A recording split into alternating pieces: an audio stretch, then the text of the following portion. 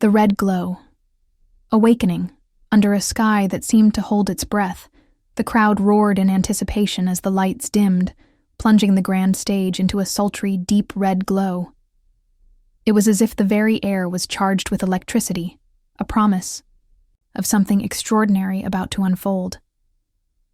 In that fleeting moment, every heartbeat in the arena synced with the pulsing bass, a rhythmic declaration of impending destiny. I sat there, drink in hand, feeling the cold liquid race down my throat, trying in vain to steady the surge of excitement that threatened to overtake me. There was a magnetic pull in the atmosphere, an energy that whispered secrets of fate and desire, and I knew, deep within, that this was the night that would change everything. In the midst of the chaos, my thoughts flickered to Marcos, the enigmatic alpha of the Red Claw Pack, whose very presence was rumored to command storms of passion and power. Even though I had only caught glimpses of him in fleeting dreams and whispered legends, tonight, the stage was about to host the man whose voice was said to unearth emotions buried deep within the soul. The anticipation crackled like static in the air, making every nerve feel alive, every moment pregnant with possibility. As I gazed out at the sea of faces, each one illuminated by the warm glow of the stage, I couldn't help but be drawn to the soft shimmer of the crescent moon mark on my collarbone. It glinted mysteriously under the red lights, a silent, divine signature of the moon goddess's blessing. I traced its outline with a trembling fingertip, wondering if this mark was the key to a destiny I had yet to fully comprehend. In that moment, the world around me seemed to blur. The excited chatter of the crowd and the deep, resonant thrum of the music faded into a distant murmur, leaving only the raw, undeniable pull of fate. The air was thick with the mingled scents of expensive cologne, the subtle tang of sweat, and the intoxicating hint of alcohol. A sensory reminder that this was a night of abandon, where every secret and desire would be set free under the velvet darkness. I felt a surge of vulnerability, an internal battle between the thrill of the unknown and the weight of duty that had long defined my existence. With each passing second, I was pulled deeper into this maelstrom of emotion, my heart urging me to surrender to the moment, even as a quiet voice inside warned of the peril that such passion might invite. Suddenly, the music shifted. A single, piercing note reverberated through the air, commanding every eye in the arena to focus on the stage. And then, there he was. Marcos stepped into view, his silhouette framed by the fiery glow of the lights. Tall, impossibly tall. He exuded an aura of power and command, every step measured, every movement deliberate. Dressed in a crisp black shirt that clung to his chiseled frame and paired with dark, distressed jeans that hinted at rebellious charm, he was the embodiment of raw magnetism. A solitary earring caught the light at his ear, and a gold bracelet glinted softly on his wrist, as if it held the secrets of 1,000 untold stories. His dark hair fell effortlessly over his brow, and when he smiled, a dimple appeared on his cheek. A small, disarming reminder that even the fiercest among us have their tender moments. In that instant, as Marcos took his place at the microphone, time seemed to stretch and condense all at once. His voice, rich and smooth like aged whiskey, washed over me, drawing out emotions I wasn't sure I knew existed. Every note he sang carried an intensity that felt painfully personal, as if he were serenading only me amidst the roaring throng. My fingers tightened around my drink, and I could feel a warmth spreading through me. A subtle heat that was both comforting and dangerously addictive. The air around us vibrated with his performance, each strum of the guitar weaving a spell that bound the audience in a silent, collective reverie. Yet, even as the music enraptured my senses, an undercurrent of unease stirred within me, a reminder that the night was not solely one of enchantment, but also one of impending turmoil. Somewhere in the periphery of this dazzling spectacle, I sensed a looming shadow, a foreboding presence that threatened to shatter the delicate balance of this moment. It was as though the universe, in its infinite complexity, had woven together threads of beauty and despair, passion and duty, creating a tapestry that was as breathtaking as it was volatile. I sat there, suspended between the heady allure of Marcos's mesmerizing performance and the silent, insistent whisper of destiny that resonated in the depths of my soul. Every fiber of my being ached with both anticipation and an unspoken dread, a realization that tonight was merely the beginning of a journey that would challenge everything I thought I knew about love, power, and my own fate. In that intoxicating moment, under the blaze of the red glow and the hypnotic allure of Marcos's voice, I felt the stirrings of a profound change. My heart, once encased in the familiar routines of duty and restraint, now beat with the wild, untamed rhythm of possibility. And as the stage light bathed the entire arena in a surreal, scarlet luminescence, I knew without a shadow of doubt that nothing would ever be the same again. Glimmers of fate and friendship, as the echoes of Marcos's performance slowly faded into a distant hum, the atmosphere shifted. The electric tension in the arena softened into a warm glow, a moment of intimate reprieve where the outer world paused, allowing me to reconnect with what was truly mine, the gentle comfort of friendship. In the midst of the lingering mystery and the pulse of fate that danced in the air, my best friend Layla stepped into view, her presence a welcome balm against the night's overwhelming intensity. Layla's smile was a spark of levity amid the lingering shadows of destiny. "You looked absolutely radiant tonight," she teased, her eyes twinkling with both mischief and genuine warmth. Her tone was light, yet there was an undercurrent of knowing that belied her playful banter. Standing beside me, she was a constant reminder that even in a night charged with prophetic whispers and untamed emotions, there remained a space for laughter, for shared secrets, and for the simple joy of companionship. I couldn't help but return her smile, though a part of me was still ensnared by the heady allure of the stage and the lingering echo of Marcos's voice.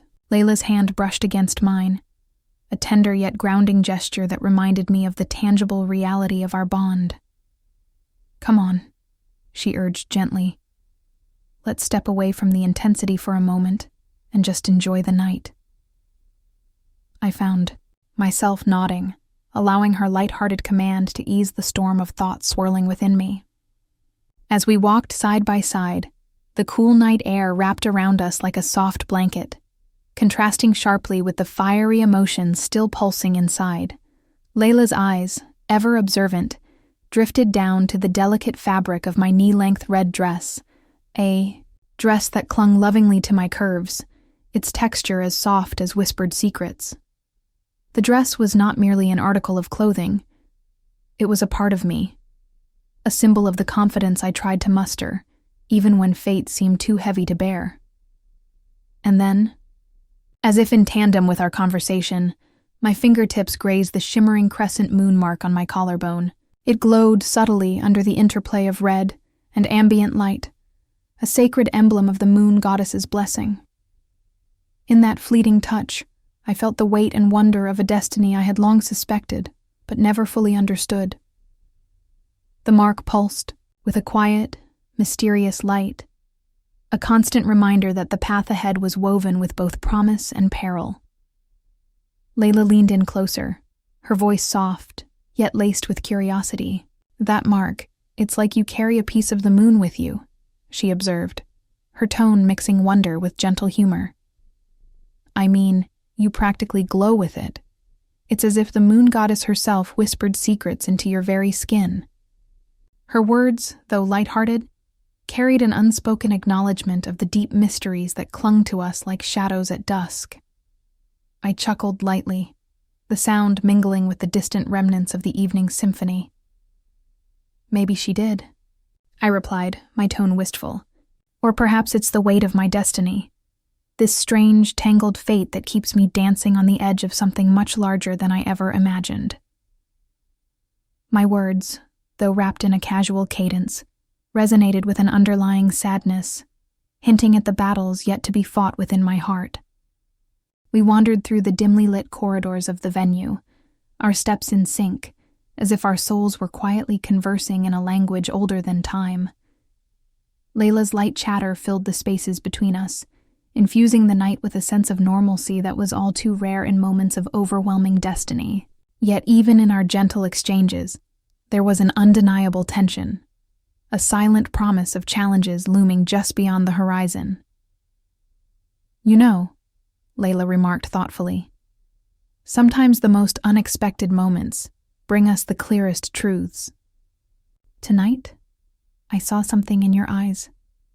A glimmer of fate, perhaps. A spark that's both beautiful and a little bit dangerous." Her words struck a chord deep within me, echoing the inner conflict that had been building ever since the music first ignited the night. The idea that fate could be both a blessing and a burden left me pensive, caught between hope and apprehension. I paused, looking up at the shimmering reflection of the night sky, its stars whispering secrets of ancient prophecies. "I'm beginning to wonder," I murmured, "if I'm destined to carry this light even when it burns too bright, if every touch of fate leaves a mark that I can't escape." The question hung between us, delicate and potent, a reminder that our lives were interwoven with threads of both joy and sorrow. Layla squeezed my hand in reassurance, her gaze filled with steadfast loyalty. "Whatever the night holds, remember that you're never alone," she said softly. "I'm here, and so is every friend who sees the beauty in your light, even when it flickers with uncertainty." In that moment, her words wove a comforting tapestry around my racing thoughts, a promise that even in the face of fate's relentless pull, there was sanctuary in friendship. As we moved on, the night unfolded like a cherished secret, a blend of playful laughter, lingering glances at the glowing mark on my skin, and an undercurrent of mystery that promised more than mere chance encounters. The red glow of the earlier performance had given way to a gentler illumination, one that bathed our conversation in the soft light of possibility. And in that gentle glow, between whispers of fate and bursts of genuine humor, I began to see the faint outlines of a future where even the heaviest burdens might be shared. The moment of arrival. In an instant that seemed to suspend time, the stage erupted into life as Marco strode into view. The transition was almost surreal. The energy in the air shifted, and every eye in the arena locked onto him. There, bathed in a celestial spotlight that carved his towering silhouette against the deep red backdrop, he commanded the stage with a presence so potent it felt like a gravitational force.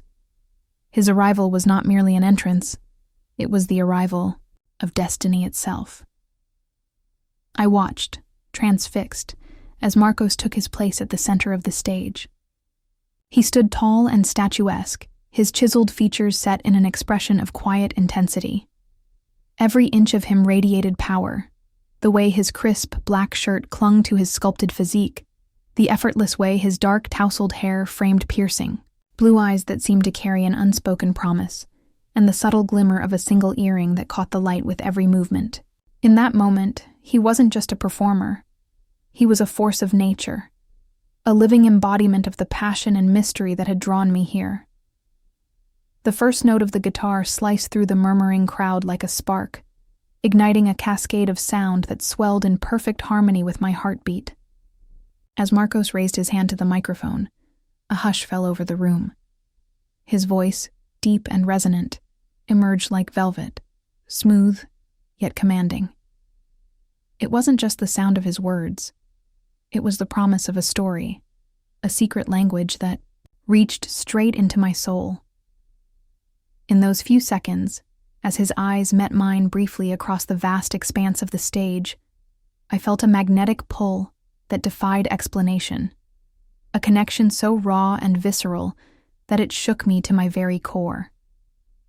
Every movement he made was a study in precision and grace. His fingers danced expertly over the strings of his guitar, each strum echoing like the beat of a tribal drum. The rhythm of his performance seemed to pulse in the air around us, a living cadence that resonated deep within my being. The sound was both haunting and electrifying, a symphony of emotion that promised both solace and upheaval. I felt as though his music was speaking directly to me, weaving a narrative of passion, loss, and hope in every note. The stage itself became an extension of Marcos's presence. Swirling lights danced around him, shifting in tune with his performance, creating an almost otherworldly canvas where every shadow and ray of light played its part. The deep reds and purples of the backdrop mingled with flashes of white as the spotlight intensified with each crescendo.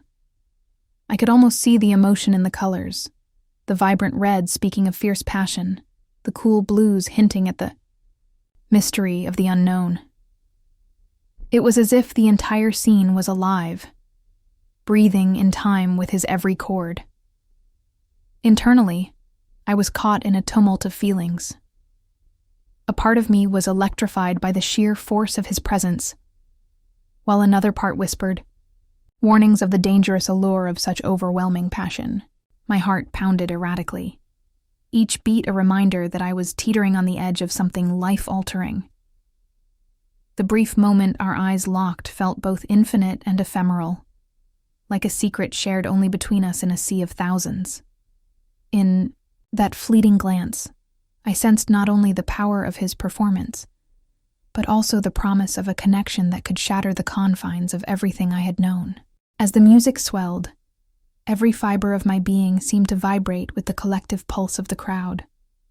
The roar of the audience, momentarily hushed by his arrival, now erupted once more in a chorus of cheers and applause. Yet amid the raucous celebration, there was a stillness within me, a quiet, internal dialogue that acknowledged the life-changing nature of this encounter. It was as if Marcos had not only taken the stage but had also taken hold of something deep inside me, stirring emotions that I had long kept dormant. In that charged atmosphere, the night took on a transformative quality. The stage, the music, the light, all of it converged into a single, magnificent moment where reality blurred and the realm of possibility beckoned. Marcos's performance wasn't just about the notes he played or the words he sang. It was about the unspoken promises of change, the possibility of new beginnings, and the raw, unfiltered power of fate itself. Every strum of his guitar, every nuanced shift in his tone, was a reminder that some encounters are predestined, written in the stars long before we ever took our first breath. And so, as I sat there, spellbound and trembling with anticipation, I realized that this was more than just a concert. It was the beginning of a journey, a plunge into a world where passion and destiny were intertwined in an intricate dance.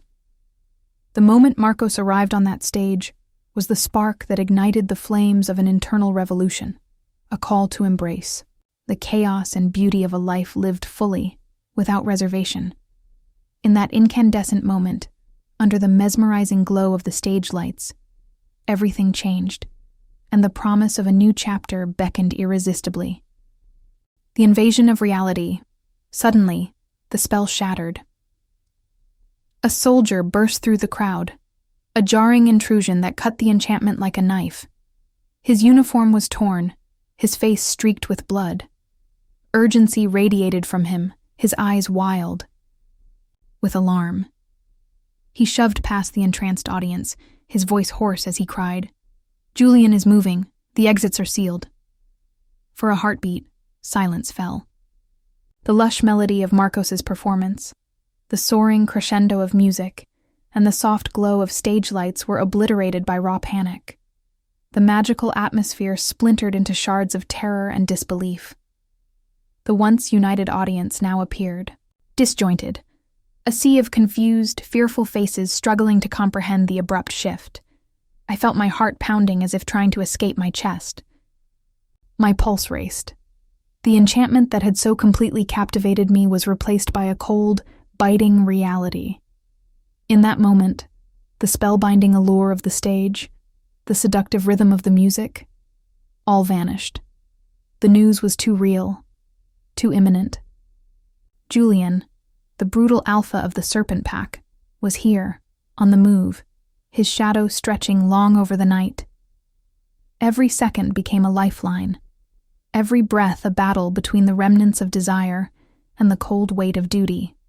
My inner world, splintered into conflict. I had been so close to losing myself in the music, to surrendering to that magnetic pull. Now, a crushing responsibility slammed into me like a tidal wave. Duty versus desire. The battle roared inside me. My heart, still enchanted by Marcos's voice moments before, now thudded with an unyielding sense of obligation. I recalled the gentle shimmer of my crescent moon mark, the symbol of destiny that both illuminated and burdened me. It pulsed with an ethereal light, once a beacon of hope, now a reminder of the legacy I could not abandon. Around me, the transformation was visceral. The soft, lyrical notes of the performance were interrupted by the soldiers' frantic declarations. The elegant choreography of light and shadow that had danced across the stage was now replaced by harsh, flickering beams of emergency lamps. The red glow, so seductive moments ago, turned ominous and foreboding. People began to murmur in low, anxious tones. A ripple of panic spread through the crowd like wildfire. In that disjointed moment, I could feel every heartbeat quicken, every nerve awaken. The music of passion had been overpowered by the cacophony of impending war.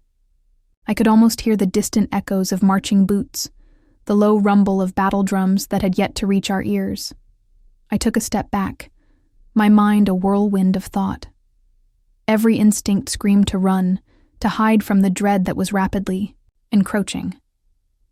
Yet a deeper voice, one forged by years of responsibility, commanded me to stand firm. I was the Alpha's daughter, destined for more than just fleeting moments of stolen passion. My duty was now unavoidably clear. A cold shiver ran down my spine as I tried to process the soldier's urgent words. Julian. His name reverberated in my thoughts like a curse. The brutal alpha of the Serpent Pack, a force known for his ruthlessness and insatiable hunger for power, was here. I remembered the tales whispered in the shadows of the fortress, legends filled with conflict, betrayal, and shattered promises. And now, those very stories were breathing down my neck. I glanced at the stage, where Marcos's figure still lingered in the fading glow, oblivious to the grim tidings. His performance, so mesmerizing moments before, was now an echo, a reminder of what I might lose if I allowed desire to drown out duty. The conflict inside me was fierce. I was drawn to that magnetic pull, to the allure of passion and the promise of escape. Yet, the news of Julian's movement tore at the fragile remnants of that enchantment, forcing me to confront a reality I had long tried to ignore. Short, staccato thoughts raced through my mind. Run, hide, fight. Each option flashed like a lightning strike. The beauty of the night was now painted with the dark brush of imminent war. The soldier's words echoed. They are at the borders. Seal the exits. I felt the grip of responsibility tighten around me like iron chains. The sense of duty was a relentless drumbeat that drowned out all other sounds. It was the moment when the veil lifted, revealing a harsher world beneath the romantic illusion. The gentle lull of the music, the soft murmur of shared dreams, all were replaced by the clanging certainty of conflict. Every fiber of my being was pulled in two directions. There was the call of passion, Marcos's voice, the promise of a love that seemed written in the stars.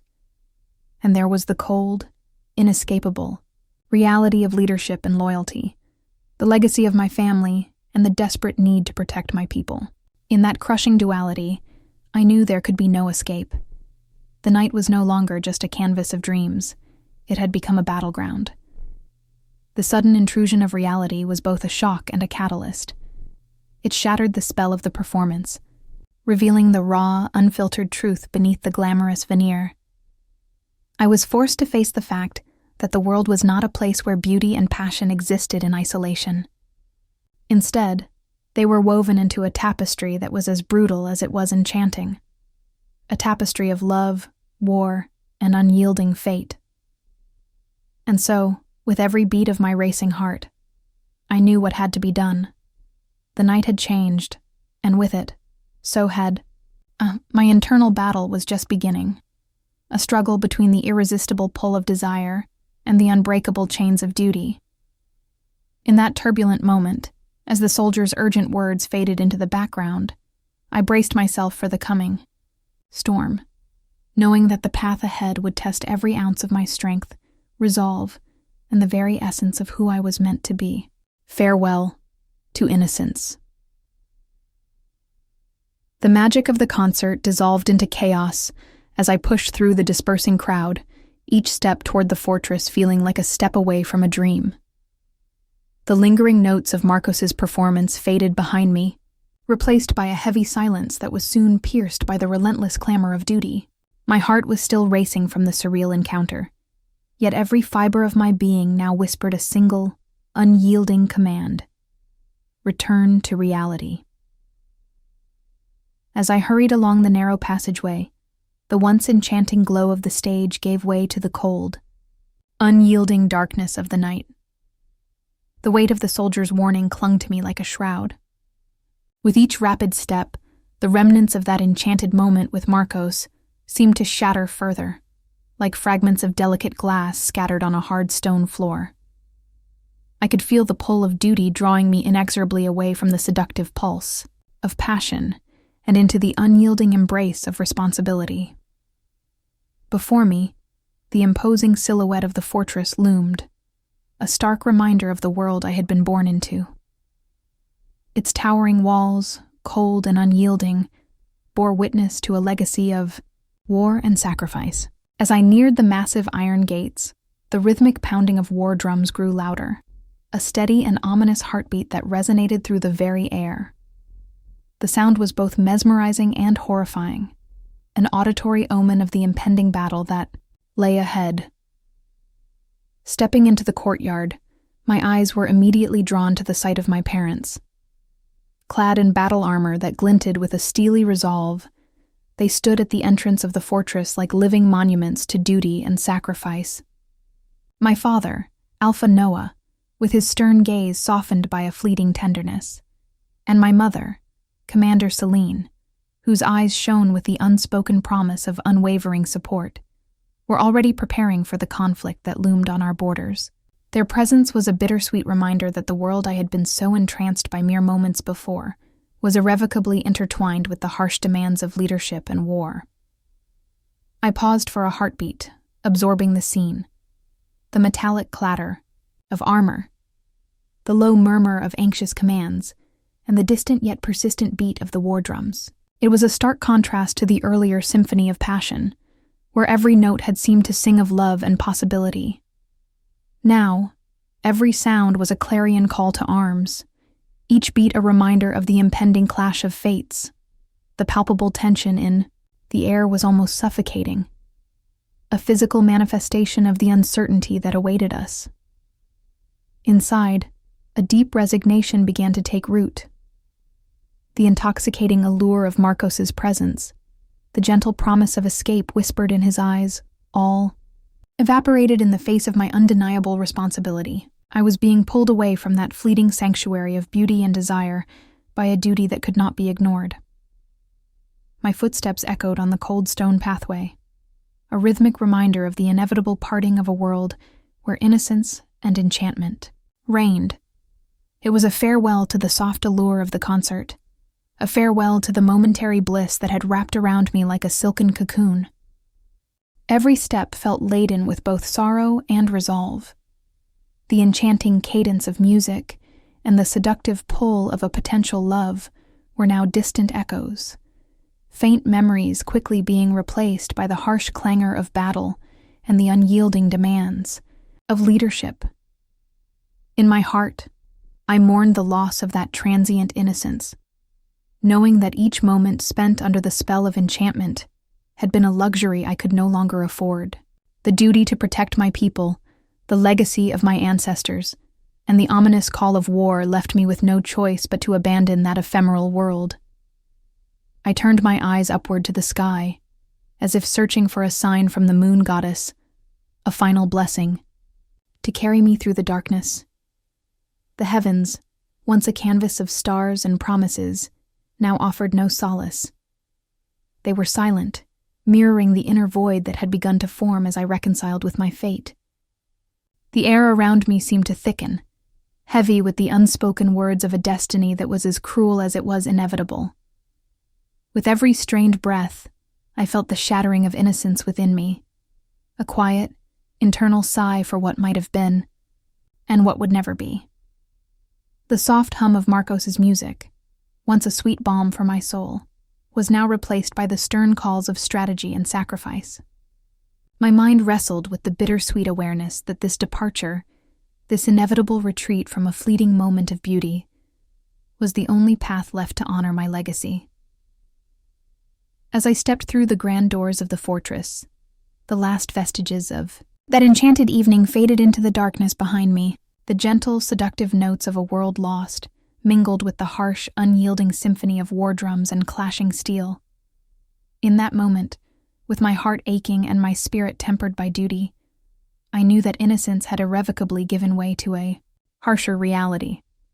And though a part of me would forever long for that ethereal glow of a distant, unreachable dream, I also understood that my future, and the safety of my people, depended on my ability to rise above it all, even if it meant bidding farewell to the very essence of innocence itself. Legacy of prophecy, beneath the silent, watchful eyes of a timeless sky, the tale of my destiny began to unfurl long before I first opened my eyes to the world. It was said that when the full moon shone in all its radiant glory, the heavens themselves whispered secrets of fate.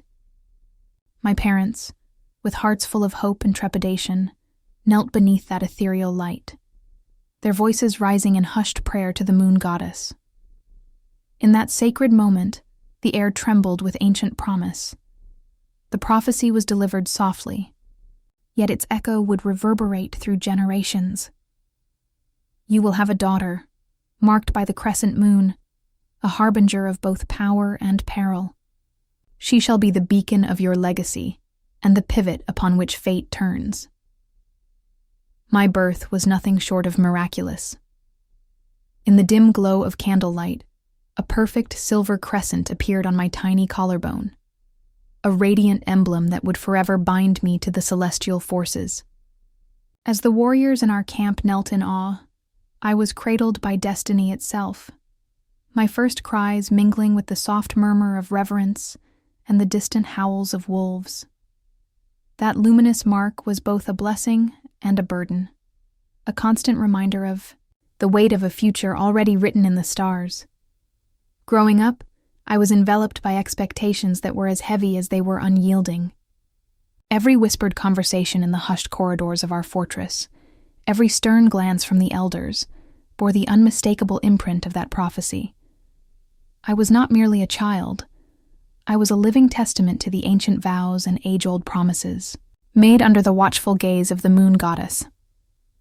I learned early that power was both a gift and a curse, a double-edged sword that demanded sacrifice as much as it bestowed honor.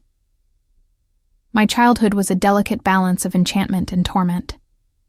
In the quiet moments of solitude, I would trace the glimmering mark on my skin, feeling its gentle pulse like the heartbeat of a secret world. Yet, the same mark also set me apart, a symbol of the expectations that weighed upon my every step. I was groomed to be a leader, destined to command not just respect, but also loyalty and fear. The elders taught me that true power was forged in the crucible of challenge and betrayal, a truth as immutable as the ancient prophecies themselves. There were days when the burden felt insurmountable. The teachings of our ancestors passed, down in cryptic verses and ritualistic ceremonies, spoke of a destiny that would demand the utmost sacrifice. The path ahead was shrouded in mystery and danger, a labyrinth of conflicting forces where love and duty were destined to clash.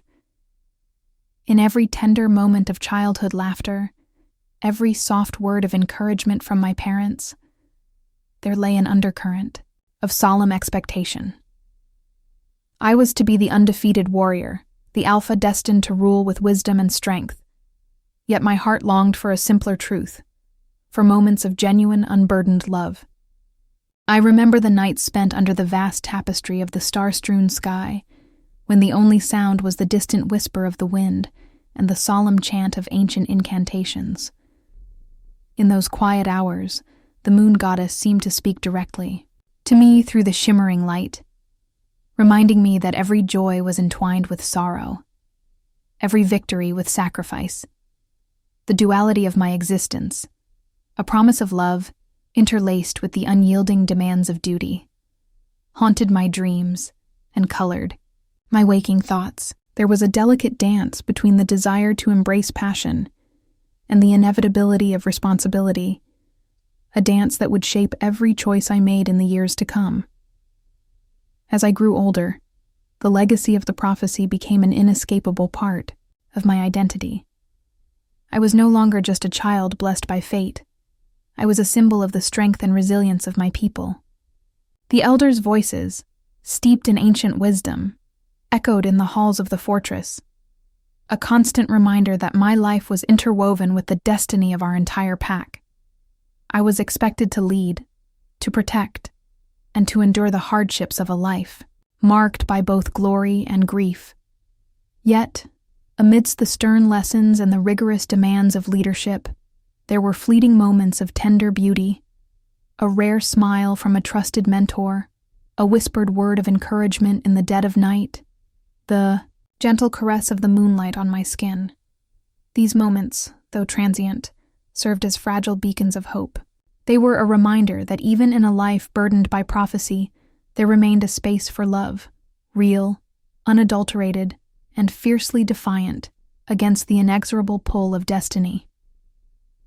In the silent recesses of my heart, I nurtured a secret yearning, a desire not just to fulfill my predetermined role, but to forge a path that honored both my heritage and the quiet whispers of my soul.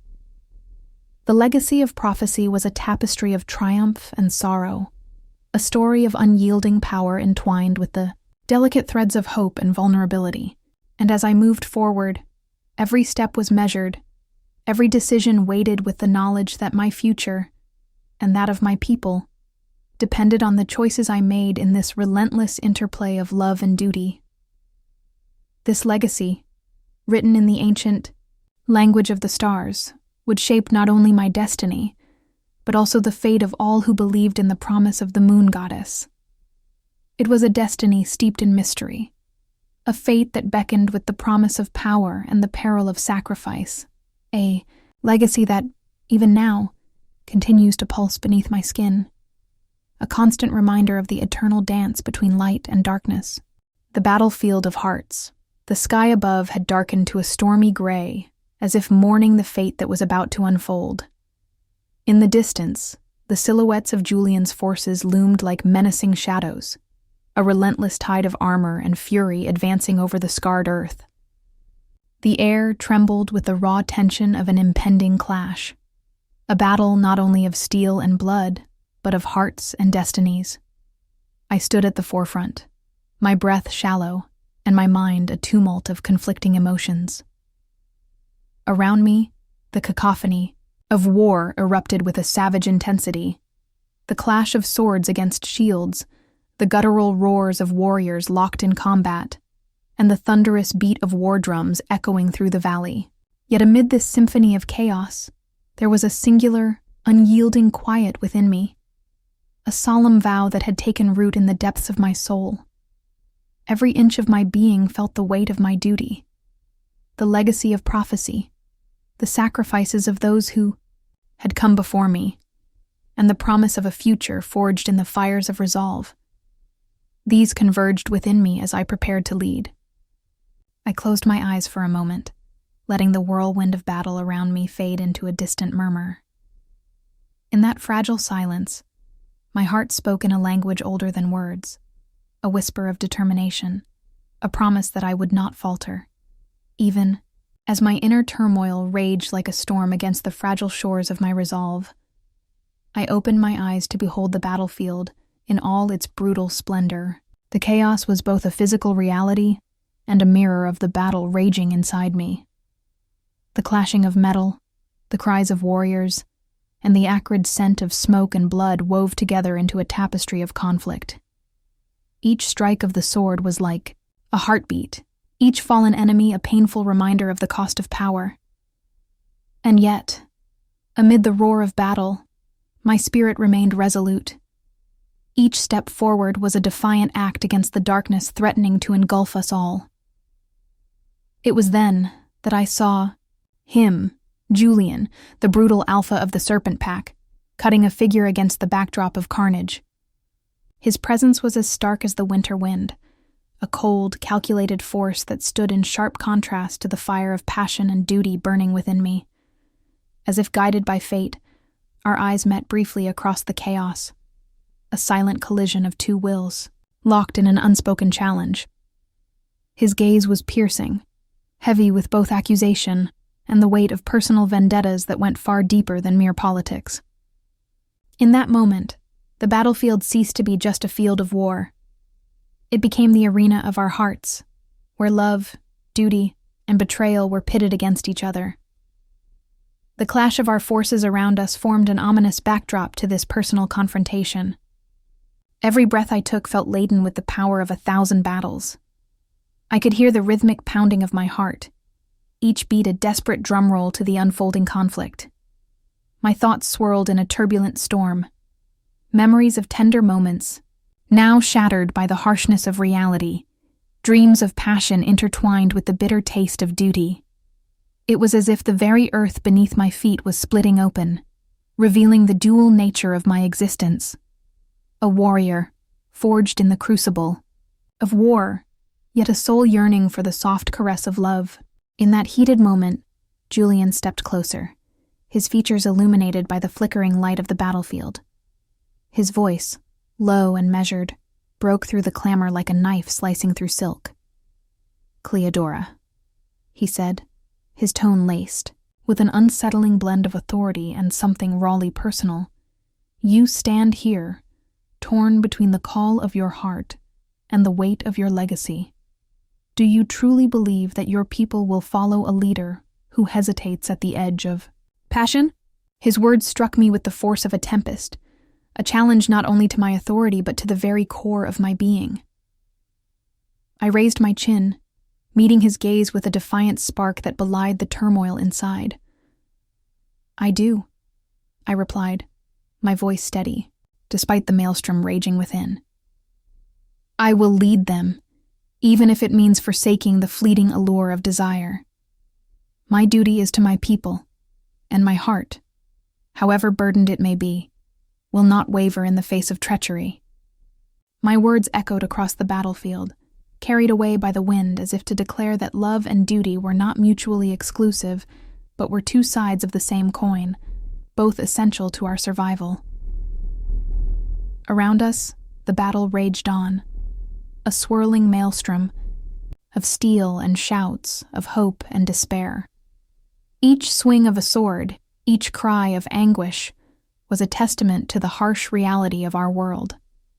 Yet, in that charged confrontation, there existed a fragile, almost imperceptible bond, a recognition that even adversaries could share a common pain, a common destiny.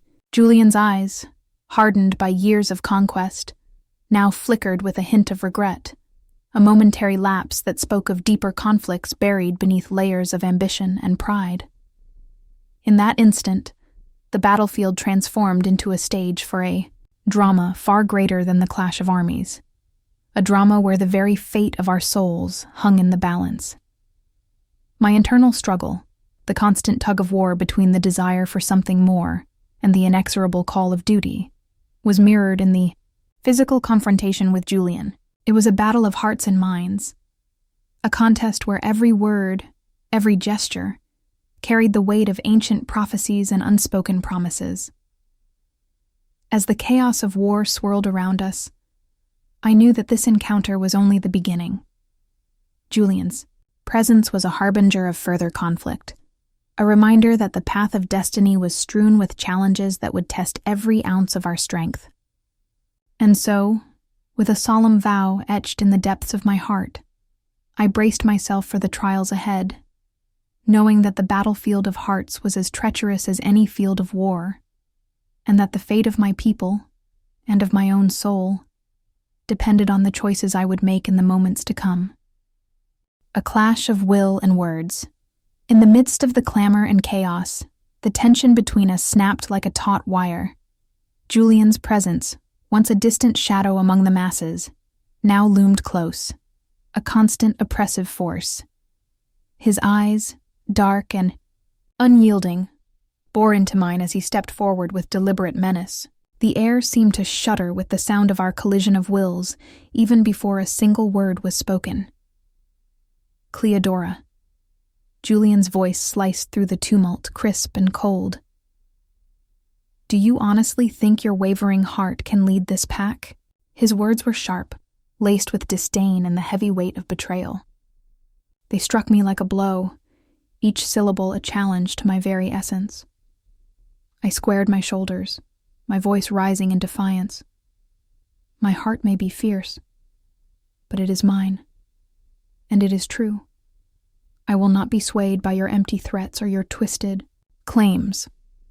Every word reverberated with raw, unfiltered emotion, a declaration of my unyielding honor. He stepped closer, his tone lowering to a dangerous murmur. Loyalty is not a matter of sentiment, Cleodora. It is forged in the fires of sacrifice. You dare speak of honor when you flirt with the notion of love beyond duty? His words dripped with scorn, questioning the very foundation of my choices. The air between us crackled with an electric charge, as if the storm outside had infiltrated our very souls.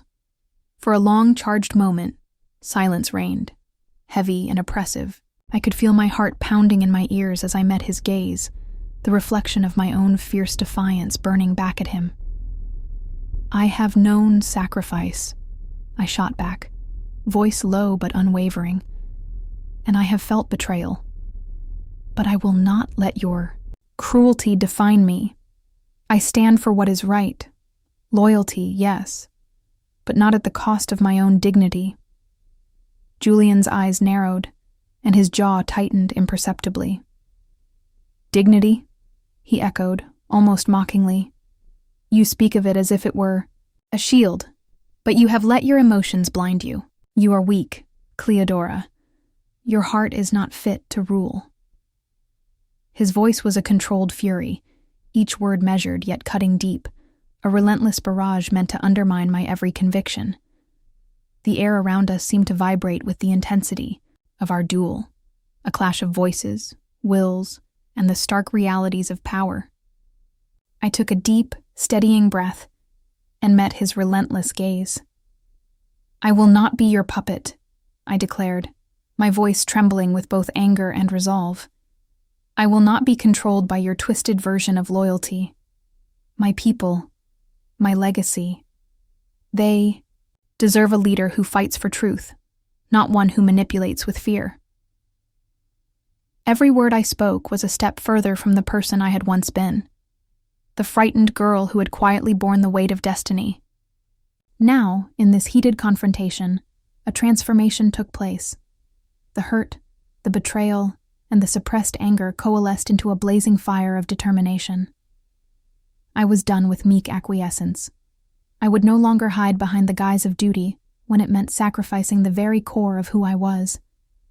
Your pride blinds you, Cleodora, Julian hissed, his tone now almost a whisper laden with venom. You let sentiment weaken you, and that will be your downfall. Love is a luxury you cannot afford when the fate of our people hangs in the soul. Balance. The threat in his words was unmistakable, a promise of retribution if I dared stray from the path he dictated. In that moment, my inner voice roared with defiance. The memory of every betrayal, every sacrifice made in silence, surged forward. No, I countered, each syllable sharp and resolute. I refuse to be shackled by your narrow view of loyalty. My love, my choices, they are my own. They are what make me whole, what give me strength to protect what is dear. My words cut through the thick tension like a clarion call, resonating with the echoes of all the battles I had fought within myself. Julian's expression shifted briefly, a flicker of uncertainty, a shadow of regret that vanished as quickly as it had appeared. You are treading dangerous ground, Cleodora, he murmured, his tone now a mix of warning and bitter admiration. "Do not let your heart lead you astray, for it will be the instrument of your undoing." I clenched my fists at my sides, the taste of defiance bitter and sweet on my tongue. "I will never betray my own truth for the sake of your ideals," I said, my voice rising with fierce conviction. "If you believe that true strength lies in suppressing the heart, then you have already lost. I stand for a loyalty that is born not of fear, but of honor, and I will not be silenced." The space between us crackled with the intensity of our verbal duel, each exchange a spark igniting further determination in my soul. The battlefield around us faded into the background, replaced by the raw, unyielding confrontation of our wills. In that intense clash of words and emotion, I felt a profound internal shift, a decisive moment where fear was cast aside and my resolve crystallized into unbreakable steel. Julian's final words lingered in the charged air. "Remember, Cleodora, every act of defiance has its price." But his voice no longer held the power to shake me. Instead, it only steeled my determination. I met his challenge head-on, my eyes unwavering as I declared, "Then I will pay whatever price is necessary to remain true to myself. I choose my heart, and I choose my people. I choose a future where love and duty can coexist, unburdened by tyranny." In that moment, the clash of wills reached its crescendo, a battle not fought with swords alone, but with the very essence of our souls. The confrontation was raw, emotionally charged, and transformative. It was a defining juncture that marked the end of compromise and the birth of a fierce, unyielding determination to forge my own destiny, no matter the cost. The bitter aftermath. In the days that followed, the world seemed to retreat into a cold, unyielding silence. The fervor of our confrontation had long since dissipated, leaving behind a void so vast and empty, it threatened to swallow every trace of who I once was. The forced union, a decree of power and defiance, now echoed in my mind like a hollow promise, a reminder of the battle that had taken everything I held dear. In the aftermath, I found myself adrift in a sterile, barren space, far removed from the passionate, vibrant energy of that enchanted concert. Inside the stark, unadorned walls of my chambers, the air was thick with a chill that mirrored the solitude in my heart. The once gentle glow of the crescent moon mark on my collarbone now seemed to flicker in the dim light, a soft, fading pulse that bore witness to the scars of both love and duty. Every surface around me was a reminder of a life dictated by obligation, a life where tenderness was sacrificed on the altar of responsibility. The ornate furnishings and cool marble floors felt cold to the touch, void of the warmth that once resonated with every note of Marcos's voice. I would often sit by the narrow window, gazing out at a world that moved on without me, while my thoughts wandered back to the concert, back to that night when the air was alive with possibility, and Marcos's performance had felt like a whispered promise of escape. In those fleeting memories, the music had wrapped around me like a soft embrace, each strum of his guitar a balm for my weary soul. Yet now, those memories were tinged with bittersweet sorrow, a stark contrast to the clinical isolation that filled my present. There was a profound loneliness that permeated every moment of my new existence. The forced union, declared with cold precision and executed under the harsh glare of duty, left me with a sense of emptiness that no amount of praise or adoration from my people could fill. I wandered through the labyrinthine corridors of the fortress with a heavy heart, the echoes of my footsteps a constant reminder of my isolation. In the quiet moments, when the voices of warriors and the clamor of battle were far away, the silence spoke volumes, each breath a lament for what had been lost, each sigh an admission of my internal despair. The physical scars of our confrontation were not the only wounds I bore. They were mirrored by the emotional fissures that marred my soul. Every time I recalled Julian's biting words or the icy touch of his disdain, I felt a renewed ache, a sharp reminder that honor and defiance had exacted their toll. It was as if the battle had carved out a piece of my essence, leaving me with an emptiness that no ritual or prayer could mend. Yet, amidst the pervasive melancholy, a subtle undercurrent of hope began to stir. Quiet, almost imperceptible, but persistent as the first light of dawn. In the solitude of my chambers, I often sought solace in the old melodies that had once filled the concert hall. I would close my eyes and let the memory of Marcos's voice wash over me, a tender echo of a time when the world seemed vibrant and full of promise. That voice, so full of raw emotion and undeniable magnetism, now served as both a painful reminder of what I had lost and a gentle beacon of what might still be. It was a memory that clashed with the stark reality of my current life, a memory that whispered of passion and possibility, even as I trudged through the drudgery of duty. In quiet moments, I began to realize that the bitterness of the aftermath did not erase the light that had once shone so brightly within me. Instead, it had transformed me, etching lines of sorrow and strength upon my soul. The scars, both visible and hidden, became the silent testimony to my resilience, a map of the battles I had fought, both external and internal. And while the cold emptiness of my surroundings threatened to engulf me, I clung to the flicker of hope that perhaps, someday, the wounds would heal and the weight of this imposed destiny might be lightened. The fortress, once a symbol of unyielding duty and a bastion of tradition, now seemed to pulse with an undercurrent of possibility. Even as I navigated its sterile halls, I could feel the stirrings of change, an invitation to reclaim a part of the self that had been lost in the relentless pursuit of honor. There was a promise in the silence of the night, a gentle murmur, beneath the weight of expectation, hinting that not all was lost. Perhaps in the echoes of the past, in the lingering softness of Marcos's voice, and the faint, unbroken rhythm of my heart, lay the seeds of a future where love and duty might coexist. In that reflective solitude, I vowed to myself that I would not let the bitterness of this aftermath define my every tomorrow.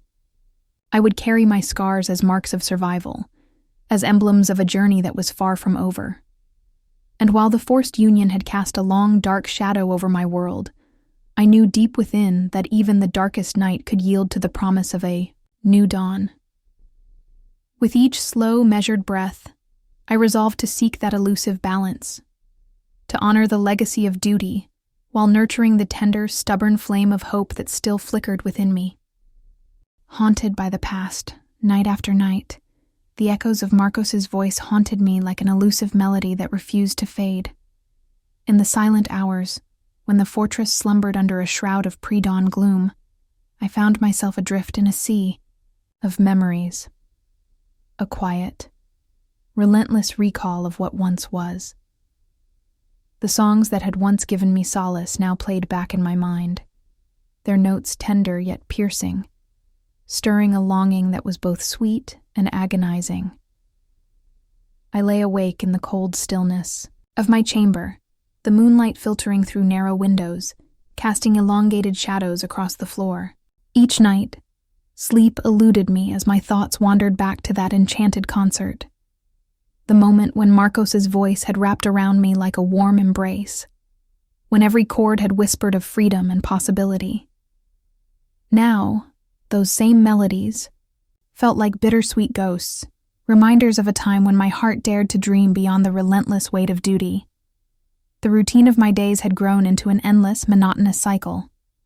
In the light of dawn, I donned the mantle of leadership with measured grace, attending council meetings where the decisions of our people were weighed in cold, unyielding terms. In the council chamber, the faces of the elders and warriors were fixed in determined lines, their voices echoing through stone walls with unwavering resolve. Yet, as they spoke of strategies and obligations, my mind would drift, ever so quietly, back to a moment of softness, to the delicate strum of a guitar, and the unspoken promise of a love that had once set my soul alight. In those formal gatherings, where every word was measured and every silence heavy with expectation. I felt the stark contrast between what was and what might have been. There, in the midst of calculated discussions about our future, the absence of a free spirit was a palpable void. My heart, burdened by the legacy of prophecy and the unyielding demands of duty, silently rebelled against the confines of responsibility. I longed to escape into a world where passion wasn't sacrificed at the altar of duty, a world where the haunting music of Marcos could fill the air once more, banishing the cold pragmatism of governance. I began to notice how the passage of time only deepened the fissures between my heart and my role as leader. During quiet moments, when the weight of the day's decisions settled around me, I would retreat to a forgotten corner of the fortress, a small secluded alcove where I could steal a moment for myself. There I would close my eyes and let the memories wash over me. I could almost hear Marcos's voice again, soft and inviting, carrying the promise of a different life. His voice would be like a secret lullaby, tender and melancholic, igniting a longing so fierce it bordered on despair. It was as if the very essence of freedom was encapsulated in each note, a freedom that had once belonged to me, but now seemed forever out of reach. The stark contrast between the vibrancy of that past and the sterile rigor of my present life was unbearable. I remembered a time when every breath felt imbued with possibility. Now, every exhalation was laced with resignation. I found myself wandering the echoing corridors of the fortress at night, the chill of stone walls against my fingertips a constant reminder of the isolation that had become my reality. The opulence of my past dreams, warm, vivid, and alive, had faded into a palette of muted grays and blues. In their place, duty had built a fortress around my heart, a citadel of obligation that seemed impenetrable. Yet, amidst the pervasive melancholy, there flickered a subtle tension, a quiet battle waged within me. Every day, the yearning for the lost freedom of passion warred silently against the unyielding duty that defined my existence. In my inner sanctum, I nurtured a secret hope that perhaps one day these two opposing forces might find a delicate balance. It was a hope as fragile as a whisper, yet it carried with it the strength of a promise that even the deepest scars could one day mend, and that the melodies of the past might someday harmonize with the symphony of the present. As the days turned into nights and back again, the tension within me began to build, a slow, simmering crescendo of emotion. I could sense that the haunting memories were not merely echoes of regret, but signals of a storm brewing on the horizon. They urged me to reconsider the path I had been forced to tread, to question the inevitability of a life where duty always won over desire. In those silent hours, I felt an inner stirring, a call to break free from the chains of predestined fate, to reclaim even a fraction of the vibrant, unbound spirit I once knew. The dichotomy of my existence, caught between the lingering echoes of a love that once promised liberation and the rigid expectations of leadership, became an inescapable symphony of longing and despair. It was in that ceaseless internal struggle that I began to understand the true cost of the choices I had been forced to make. Each sleepless night, each council meeting, each moment of forced composure was a silent testimony to the life I was living. A life where the ghost of Marcos's voice, once a source of joy, now haunted every waking moment. In that delicate balance of hope and desolation, I resolved to search for a way to mend the rift within me, to somehow intertwine the faded melodies of my past with the stark demands of my future. It was a journey fraught with uncertainty and sorrow, yet within that uncertainty lay the possibility of rebirth, a chance to reclaim the freedom and passion that had once defined me, and to allow my heart to sing once again, even in the midst of duty's relentless call. A glimmer of rebellion.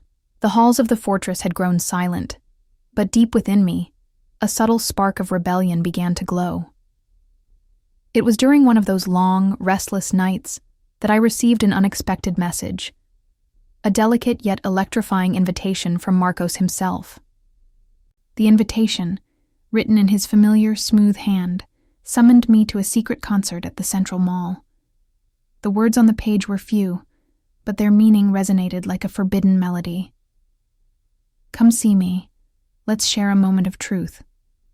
For a moment, time seemed to pause. That single note of invitation stirred memories of a past that I had tried so desperately to bury. A past filled with the sweet solace of Marcos's voice and the promise of escape from the relentless burden of duty. But with that sweet memory came a risk.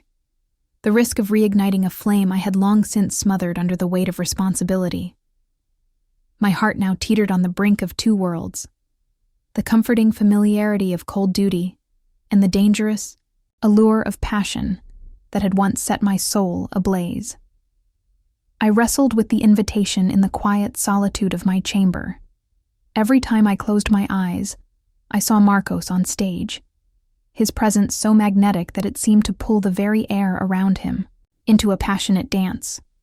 And yet, in the shadow of the forced union and the heavy mantle of leadership, that memory was as much a curse as it was a balm. Was it foolish to yearn for a taste of that freedom, to risk reopening old wounds that might never fully heal? Could a single night, under the guise of a concert, offer me even a fleeting reprieve from the icy grip of isolation? Amid my inner turmoil, Layla appeared like a ray of gentle light cutting through the gloom. She found me pacing by the window, the moonlight casting a soft glow on my troubled face. "You've been awfully quiet these days," she remarked with a knowing smile, her tone both supportive and teasing. "That invitation, it's not just about Marcos, is it? It's about you wanting to feel something real again." Her words were both a challenge and a comfort, urging me to confront the truths I had long avoided. I hesitated, my mind racing with conflicting emotions. "I'm not sure," I confessed, my voice barely above a whisper. Part of me craves that solace, that return to a time when music and passion were my only truths. But another part of me fears the consequences, the risk of reopening old wounds, of allowing my heart to stray from the path I've been forced to follow. Layla's eyes sparkled with empathy, yet she pressed on, gently probing. "But isn't there a part of you that still remembers what it was like to be free? To let your heart lead, even if only for a moment?" Her question lingered in the air, heavy with implication and promise. Her words ignited a flicker of rebellion deep within me, a daring hope that perhaps, despite all the obligations and scars, there was room for one more moment of unguarded passion. Yet I knew all too well the price such a moment might demand. Every beat of my heart was a reminder of the duty that lay over me like a shroud. Yet every memory of Marcos's music was a siren call to something beyond that relentless duty. The tension was palpable, an internal tug-of-war that left me breathless and yearning. In the quiet aftermath of our conversation, the invitation sat on my bedside table like an unopened secret. Its edges were worn, as if it had been handled by trembling fingers that had once known the thrill of a touch, the warmth of a smile. The invitation was a glimmer of rebellion, a bold yet delicate spark in a life that had become governed by the rigid cadence of duty. I could feel it calling to me, urging me to break free from the cold monotony of leadership, to let even a fragment of my heart remember what it once felt like to be truly alive. I spent those restless nights poring over the invitation, my mind oscillating between reason and desire. I thought of the Central Mall, a place where the clamor of everyday life met the energy of hidden dreams. The thought of a secret concert, a private performance away from the prying eyes of the fortress, was almost intoxicating. It promised not only solace, but the possibility of rekindling a flame that had long been extinguished. Yet, with each passing moment, the risks grew clearer. The possibility of betrayal, the inevitable clash with the responsibilities I could never fully forsake. The internal debate was relentless. I could almost hear the soft strum of a guitar, feel the surge of Marcos's voice rising in a passionate crescendo. At the same time, the measured, unyielding echo of duty, of council meetings, of endless commands, reverberated in the back of my mind. I knew that stepping into that concert would not merely be a journey into the past, it could also mark the beginning of a dangerous new chapter. As dawn edged closer, painting the sky with faint hints of light, I resolved to let the night's quiet mystery guide me. I wasn't ready to make a decision just yet. Instead, I chose to hold on to the invitation as a symbol of a possibility, a chance to reclaim a piece of myself that had been lost in the strict confines of responsibility. In that glimmer of rebellion, there was both hope and defiance. A promise that maybe, just maybe, my heart could still find a way to be both loyal and free. Layla's words echoed in my ears as I tucked the invitation away, her gentle encouragement a steadying force against the roaring tide of emotion. The day had not yet begun, and the decision remained shrouded in uncertainty. But amidst that uncertainty, the seeds of rebellion had been sown, and I could feel, deep within, that the night might yet reveal more than the cold logic of duty. There was a spark, a glimmer, that dared me to hope. The concert of longing, the night at the Central Mall unfolded like a secret kept between the stars and my soul. As I stepped into the venue, the ambient hum of anticipation was almost tangible, a soft electric murmur that promised both solace and transformation. The mall, usually bustling with the mundane rhythms of daily life, had metamorphosed into an intimate stage where hidden dreams and unspoken desires took center stage. Marco stood under a solitary spotlight that cut through the surrounding darkness, his presence magnetic and almost surreal. His eyes, bright and mysterious, scanned the crowd before settling on me for a heartbeat, an exchange so fleeting yet charged with an ineffable connection that I felt deep within. In that silent gaze, I could sense a promise, a mutual understanding that transcended words. It was as though he saw through the veneer of my duty, recognizing the raw, vulnerable longing that lay beneath. The performance began with a delicate strum of his guitar, each note plucked with precision and passion, reverberating through the air like a gentle caress. The melody was both haunting and beautiful, a soulful lament that seemed to echo the depths of my hidden heart. As the music swelled, the atmosphere shifted, growing heavier with the magic of possibility. The lights danced softly around him, illuminating the contours of his face, the subtle play of shadow and light, giving him an almost ethereal quality. Every detail of his performance was etched into my memory. The way his fingers moved deftly along the strings, the slight tilt of his head as he lost himself in the rhythm, and the effortless control he exhibited over every note. It was all so mesmerizing that the outside world seemed to dissolve into a hazy, indistinct blur. I felt as though I was caught in a slow, deliberate waltz, where time itself had paused to listen to his song. The music swirled around me, wrapping me in a cocoon of sound and emotion that was both intimate and overwhelming. Between each carefully crafted phrase of his performance, there were silent interludes where our eyes met again. Brief, yet potent, exchanges laden with unspoken meaning. In those moments, I felt as if our souls were conversing in a language older than words, a dialogue of glances that hinted at a shared past and an uncertain future. It was as if every look carried the weight of longing, of unfulfilled dreams, and of the quiet hope that change might be possible even in the midst of looming danger. The ambient sounds of the crowd, soft claps, gentle murmurs of awe, served as a delicate backdrop, accentuating the intimacy of the moment. I found myself holding my breath, fully attuned to the interplay between his performance and the emotions, stirring within me. His voice, when he finally sang, was a warm cascade of sound that filled the space, each word dripping with emotion and a quiet defiance. The lyrics, though simple in their arrangement, resonated deeply, articulating the unspoken fears and desires that had long been confined within me. As the performance progressed, the atmosphere took on an almost surreal quality. The ambient light shifted gradually, painting the space with hues of indigo and soft gold, Shadows moved in harmony with the music, and for a brief moment, it felt as if the world outside had been erased, leaving only the two of us suspended in this fragile bubble of possibility. In that space, every note and every silence became a part of an intricate tapestry woven from threads of hope, longing, and the quiet rebellion of a heart yearning to break free.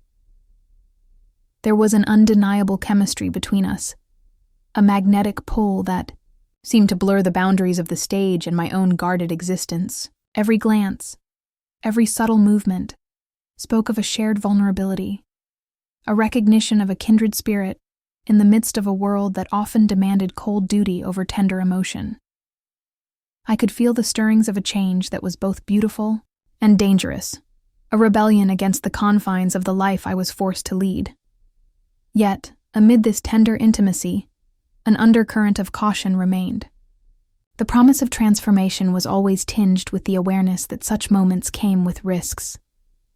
The lingering danger of old wounds reopening, of forbidden paths being trodden once more, hovered just beyond the periphery of that luminous concert.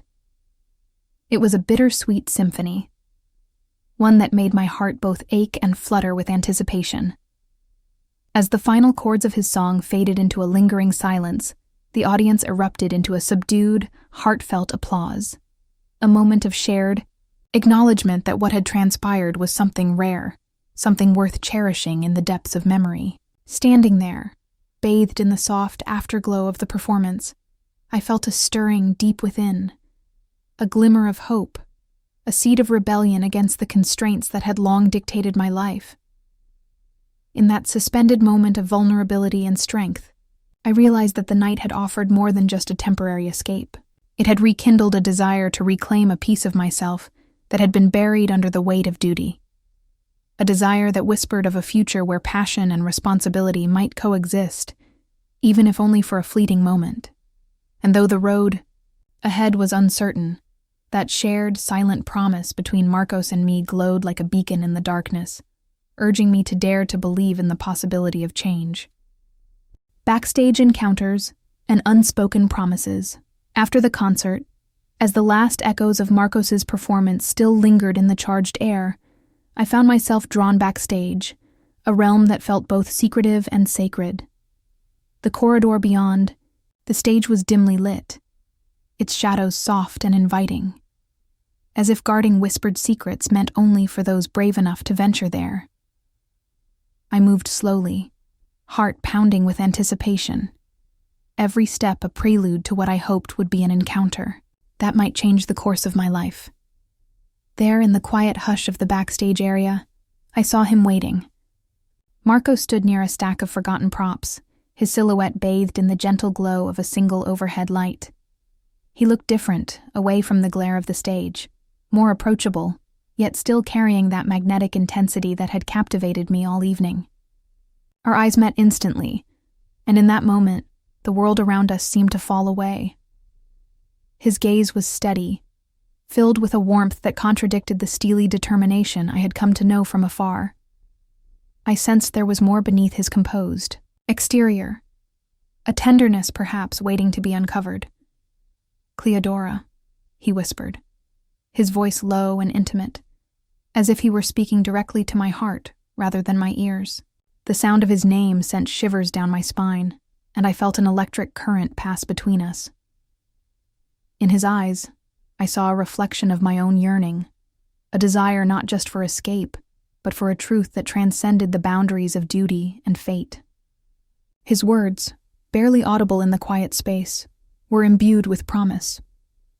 "I've been waiting for a moment like this," he continued, his tone gentle, yet charged with emotion. "For us to share something real, something that goes beyond the noise of the world out there." I hesitated for only a heartbeat before stepping closer, drawn by the unspoken invitation in his eyes. Our conversation unfolded slowly, each word measured and laden with meaning. There was no need for grand declarations. Every whispered sentence was enough to convey the depth of our connection. We spoke in soft, conspiratorial tones, as if aware that we were treading on forbidden ground. With each exchange, I felt the layers of my guarded heart begin to peel away, revealing a vulnerability I had long tried to bury beneath the weight of duty. Marcos's hands moved gracefully as he gestured with his words. Small, deliberate movements that communicated far more than speech ever could. The slight tilt of his head, the way his fingers brushed against the back of his hand, all hinted at a vulnerability hidden beneath his commanding exterior. I found myself mirroring his subtle cues, my own body language betraying the mixture of caution and longing that surged within me. There was a softness in the way he looked at me, a silent understanding that spoke of shared dreams and unspoken promises. In that quiet backstage enclave, time itself seemed to slow. The noise of the outside world, the relentless demands of leadership and duty, all faded into an almost dreamlike silence.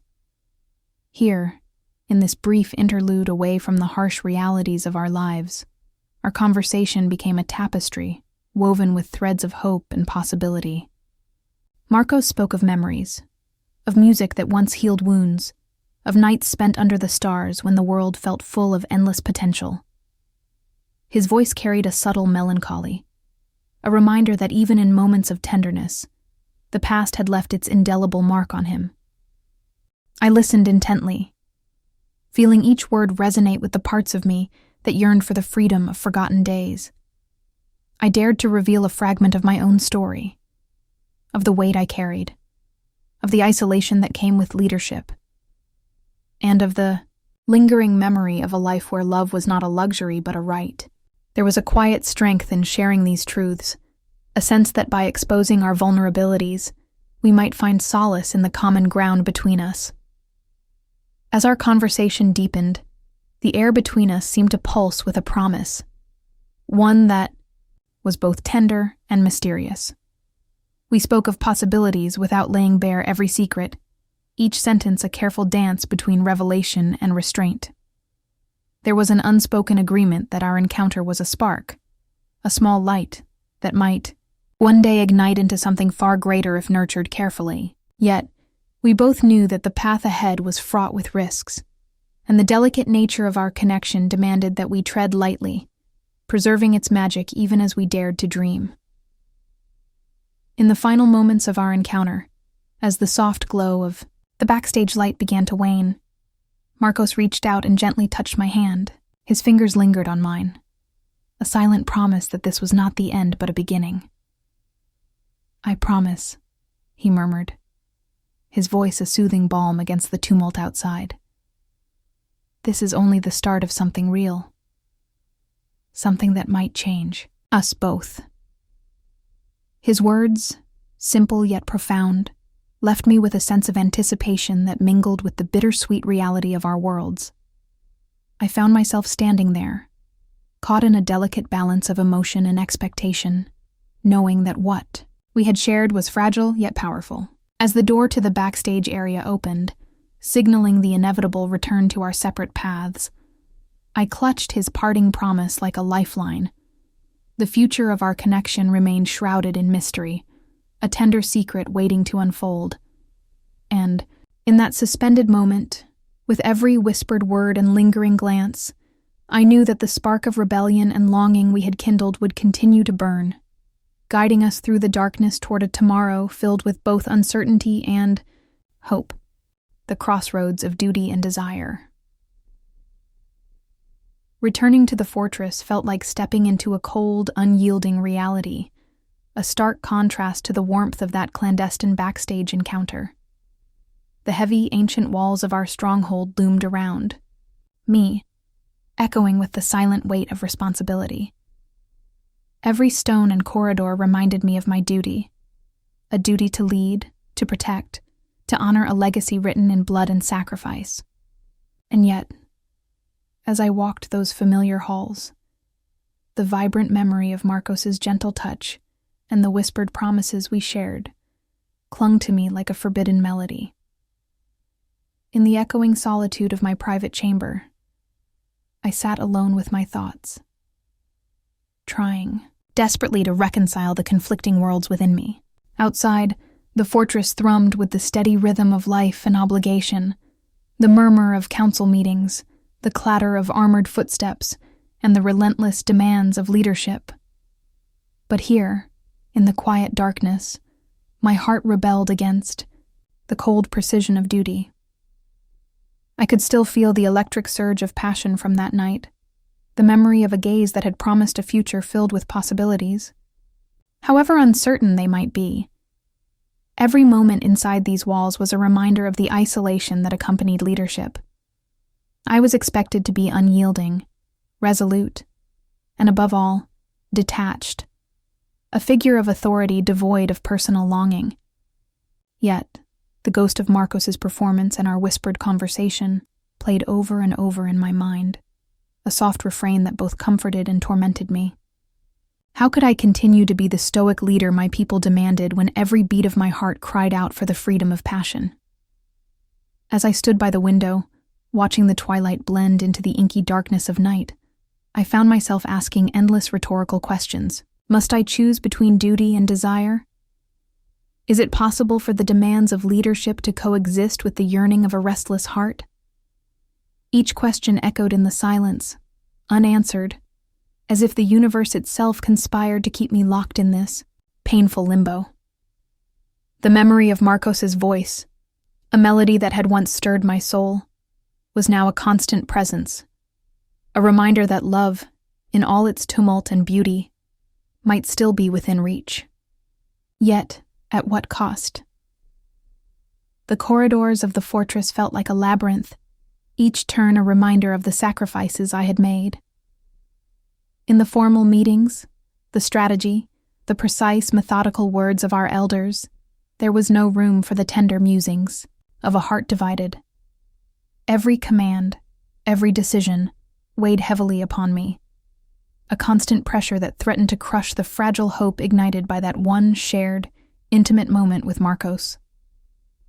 I was caught at the crossroads, torn between the call of a legacy that had defined my entire existence and the wild, uncontrollable desire to reclaim the passion that once made me feel truly alive. In the stillness of those late hours, I found the isolation almost unbearable.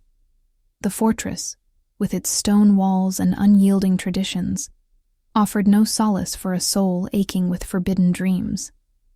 The cold reality of duty clashed with the warm, soft echoes of passion that haunted every thought. I recalled the gentle light in Marcos's eyes, the way his hand had lingered on mine, a touch that promised a future different from the one I had been forced into. It was a future that whispered of hope, of rebellion against a fate that had long been sealed by duty and honor. Yet the stakes were life-changing. The path I chose would not only determine the fate of my own heart, but also shape the destiny of my people. How could I risk the stability of our legacy for a moment of fleeting desire? And yet, how could I continue to lead, burdened by an emptiness that no council decree or strategic victory could ever fill? Every step I took in the labyrinthine halls felt like a step toward a precipice. One wrong move could send me tumbling into a chasm of regret and irrevocable loss. In the quiet, reflective moments, I closed my eyes and listened to the rhythm of my own heartbeat, a constant reminder of both my fragility and my strength. The internal conflict was palpable, a silent battle between the call of duty, forged in the fires of legacy, and the gentle murmur of desire, urging me to reclaim the pieces of my soul long left behind. The tension grew with every passing second, as if the very air around me had thickened with anticipation and the promise of change. At that very crossroads, I realized that the decision before me was not merely a choice between two paths. It was a defining moment that would shape who I was to be. Would I continue to serve as the unyielding leader, cloaked in the icy armor of duty? Or would I dare to embrace the tender, dangerous allure of love, risking everything for a chance at true fulfillment? The silence in my chamber was broken only by the distant, resolute commands from the halls beyond, reminders of the world that demanded my loyalty and sacrifice. Yet, within the quiet recesses of my heart, The soft, persistent echo of Marcos's voice urged me to question, to dream, and to believe that perhaps, in the delicate balance of duty and desire, there lay a future worth fighting for. And so, I stood at that precipice, teetering between two destinies, with the weight of legacy on one side and the whisper of a forbidden passion on the other, wondering if, against all odds, I could forge a path that honored both. A fateful messenger, in the quiet solitude of a rainy afternoon, as the fortress lay shrouded in a soft, melancholic mist, a single letter arrived, a beacon amid the ceaseless tide of duty. My trembling hands, still raw from the tumult of inner conflict, reached out to accept it. The envelope was simple, yet its worn edges and delicate script spoke of urgency and longing. It was from Marcos, a message that seemed to bridge the gap between our hidden hearts. I sat by the narrow window in my private chamber, rain tapping a gentle rhythm against the cold stone, as I slowly peeled open the envelope. With each careful movement, my pulse quickened, and I could feel the weight of destiny pressing upon me. The paper was soft under my fingertips, a tangible reminder that every word on it held the promise of change. I unfolded the note, and as I began to read, time itself seemed to slow. Cleodora, it began, the word written with a tenderness that sent shivers along my spine. Every moment without you echoes like a distant, forlorn melody. I cannot bear the silence between us any longer. His handwriting, graceful and deliberate, was a stark contrast to the cold formality that had come to define my world within the fortress walls. Each stroke of his pen seemed infused with raw emotion, a desperate hope mingled with an unyielding resolve. As I read further, the words unfurled like a secret whispered in the dark. Marcos spoke of longing, a yearning that transcended the physical distance and the heavy shackles of duty that bound us. He wrote of nights spent under the same moon, where his thoughts wandered ceaselessly to mine, where every note he played was a quiet plea for reunion. There was a vivid imagery in his words. The light of the full moon mirrors the glow in your eyes, and each chord of my guitar is a call to the depths of my soul, echoing the promise of a new beginning. His language was both a balm and a spark, soothing the ache in my heart, while igniting a flame of rebellion I thought had long been extinguished. My hands, still trembling with a mixture of fear and anticipation, traced the elegant lines of the letter as if seeking a physical connection to his distant warmth. The symbolism of his message was overwhelming. A hidden code, a silent oath that suggested our fates were irrevocably intertwined. His words carried the weight of implications too profound to ignore. The promise of answers to the tangled web of my destiny with both Julian and Marcos, and the haunting possibility that perhaps I was not as bound by duty as I had long believed. Every word resonated deeply within me, stirring memories of whispered conversations in clandestine corners, of stolen moments when passion dared to peek through the veil of obligation. Yet this letter was more than just a recollection. It was a turning point. It offered not only the solace I so desperately craved, but also a challenge.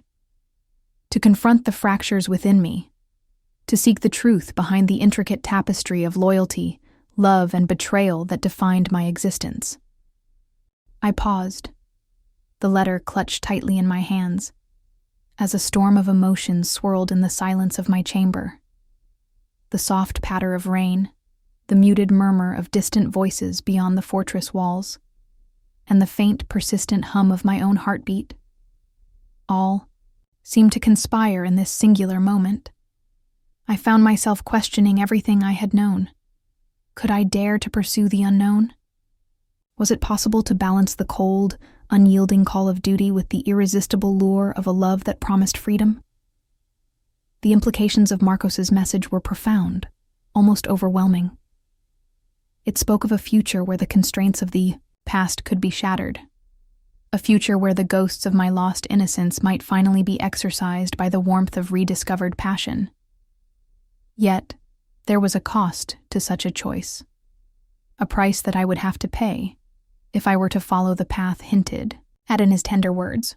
The tension was palpable, a delicate line drawn between two worlds, the world of the fortress, steeped in responsibility and tradition, and the world that Marcos beckoned me towards, filled with risk, rebellion, and the possibility of rebirth. The letter ended with a simple yet potent declaration. Seek the truth, Cleodora, for in it lies the key to both our freedom and our salvation. Those final words echoed like a call to arms, a quiet, insistent invitation to break free from the chains of my predetermined fate. In that moment, I felt a surge of clarity amid the chaos of my heart. The decision was not yet fully formed, but the path was illuminated, a path fraught with peril and uncertainty, yet also ripe with the promise of change. I folded the letter carefully, as if preserving a sacred relic, and placed it beside me. The air in the room felt charged with an unspoken promise, a promise that the journey ahead would force me to confront my deepest fears and desires. As I gazed out into the rain-soaked night, the droplets reflecting like tiny stars on the cold, dark stone, I realized that this was the moment where everything would change. The fateful messenger had arrived, bearing not only Marcos's love and longing, but also the seeds of a rebellion that could redefine my destiny. In that quiet, poignant pause between what was and what could be, I resolved to seek the answers that Marcos so urgently promised. With every fiber of my being, I prepared myself to challenge the oppressive weight of duty, to question the truths that had long been accepted without question. The letter was a beacon, a harbinger of a future that dared to hope. And as the storm outside raged on, so too did the silent storm within me, each heartbeat marking the beginning of a journey toward an uncertain yet profoundly compelling destiny. The spy's revelation. Late one night, under a shroud of uneasy darkness, I set a covert plan into motion, a desperate bid to uncover the hidden truths that had long tormented my soul. The decision was born of a restless resolve, a determination. To confront the web of lies spun by Julian and his ominous world, I entrusted a trusted spy, a man whose loyalty had never wavered, with a mission to infiltrate Julian's fortress and bring back evidence that could shatter the carefully constructed facade of his reign. In the hushed corridors of the fortress, where secrets thrived in the shadows, my agent moved with quiet precision. I could only imagine the tension in his every step as he slipped past vigilant guards, his eyes ever watchful for signs of betrayal. Hours later, when the moon hung low and the air was thick with the chill of impending revelations, he returned, his expression as grave as the message he carried. I unfolded the worn parchment with trembling fingers, each crease a silent testament to the burden of what was to come. His report was concise yet damning. Julian's fortress was not the bastion of solitary power it appeared to be. Instead, it concealed a labyrinth of deceit. Multiple wives who lived in shadows, children hidden away like secrets too dangerous to reveal, and layers of betrayal that undermined everything I had believed about our union. As I read his words, the room around me seemed to close in, the oppressive silence punctuated only by the steady tick of a clock, a stark reminder of the relentless passage of time. Each sentence was like a shard of ice in my heart. The notion that Julian had maintained not one, but several clandestine relationships, fathering children in secret, shattered the image of the man I thought I knew. It was a revelation that reverberated through every corner of my being, leaving me numb with disbelief and pain. I could almost feel the weight of every hidden life, every stolen moment, as if the very walls of the fortress were whispering their own lamentations. The details were precise: a daughter, a son, even a few children whose existence had been meticulously concealed.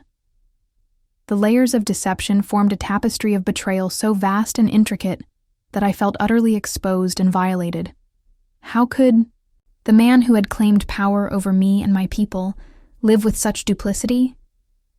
The betrayal was not merely personal. It was a systemic fracture in the foundation of everything I had been taught to revere. In that quiet, stark moment, My mind raced with a torrent of emotions.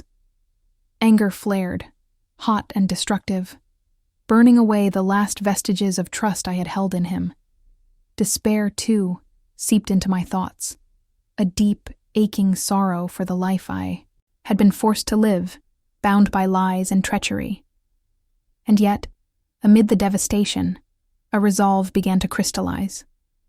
The revelation, as painful as it was, served as a catalyst for a long-dormant strength. I knew that if I were to reclaim my identity and protect my people, I could not allow these secrets to remain buried any longer. I folded the letter slowly, each crease a silent vow, to confront the twisted truths that had defined my existence for far too long. I recalled the moments of whispered promise and unspoken passion, the fleeting glimpses of hope that had once glimmered in the darkness. Now that hope was interlaced with a burning desire for justice, a determination to expose the hypocrisy and mend the shattered trust that had fractured my world. As I sat alone in my chamber, the gravity of the spy's revelation pressed upon me like an unrelenting storm. Every beat of my heart resounded with the painful awareness of betrayal. Yet with each pulse, a steely resolve grew stronger. I would no longer be a passive victim of circumstances dictated by hidden agendas and deceit. The evidence in my hands was not just a record of Julian's transgressions. It was the spark that could ignite a revolution, a chance to rebuild the bonds of loyalty and truth among my people. I began to form a plan in the recesses of my mind, a strategy to confront Julian and expose the layers of corruption that had woven their way into our lives. Every detail, every secret revealed by the spy would serve as ammunition in the battle for my soul and the future of our pack. The road ahead would be perilous, fraught with danger and difficult choices. But I knew that I could not allow these lies to persist any longer. The room seemed to darken as I contemplated the next steps, the only light coming from the flickering candle on my desk, a fragile beacon of hope in the overwhelming night. I whispered to myself, I must seek the truth, no matter the cost. I owe it to myself, to those who have suffered in silence, and to the legacy that must be preserved. The resolve in my voice was quiet, yet unyielding, echoing off the cold stone walls as a promise to reclaim what had been stolen from me. In that fateful hour, with the spy's revelation seared into my memory, I realized that the time for silent suffering was over. The path forward would be steeped in both pain and redemption, a journey into the very heart of betrayal and ultimately the rebirth of truth. And as the weight of those dark secrets pressed down upon me, I vowed to rise, to confront Julian, and to tear away the layers of deceit that had bound me for so long. Confronting the betrayal, the moment had arrived, the final confrontation with the haunting truth that had burdened my soul for far too long. Standing before the cold, unyielding mirror of reality, I faced the shattering revelation of my secret. Marriage to Julian, a union forged not out of love, but as a cruel instrument of deception. The weight of betrayal pressed upon me like a relentless storm, its fury evident in every trembling breath and every hardened tear that threatened to spill. I recalled the countless nights spent under the dim light of duty, when the promises of loyalty and honor had been draped around me like a suffocating shroud. In those moments, I had believed that sacrifice was the price of leadership. But now, that sacrifice revealed itself as a chain that bound my heart and spirit to a man who had hidden behind a facade of power and calculated cruelty. The realization was raw and devastating, igniting a fire of anger and sorrow that roared within me, consuming every lingering doubt. I could still hear the echoes of whispered vows that I had once believed in, the soft, hollow declarations that now rang with bitter irony. Julian's words, once filled with the promise of a united destiny, had proven to be nothing more than the empty refrain of a betrayal that cut deep. Each memory, once cherished, transformed into a painful reminder of the life I had been forced to live, a life dictated by secrets, lies, and the crushing weight of a betrayal that I could neither escape nor ignore. Standing in the heart of my inner turmoil, I felt the desperate pull of two worlds.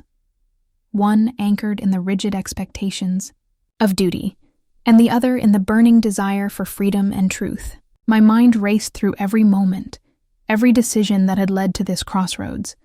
It was as if the very fabric of my existence was unraveling, thread by painful thread, exposing the raw vulnerability beneath a veneer of enforced strength.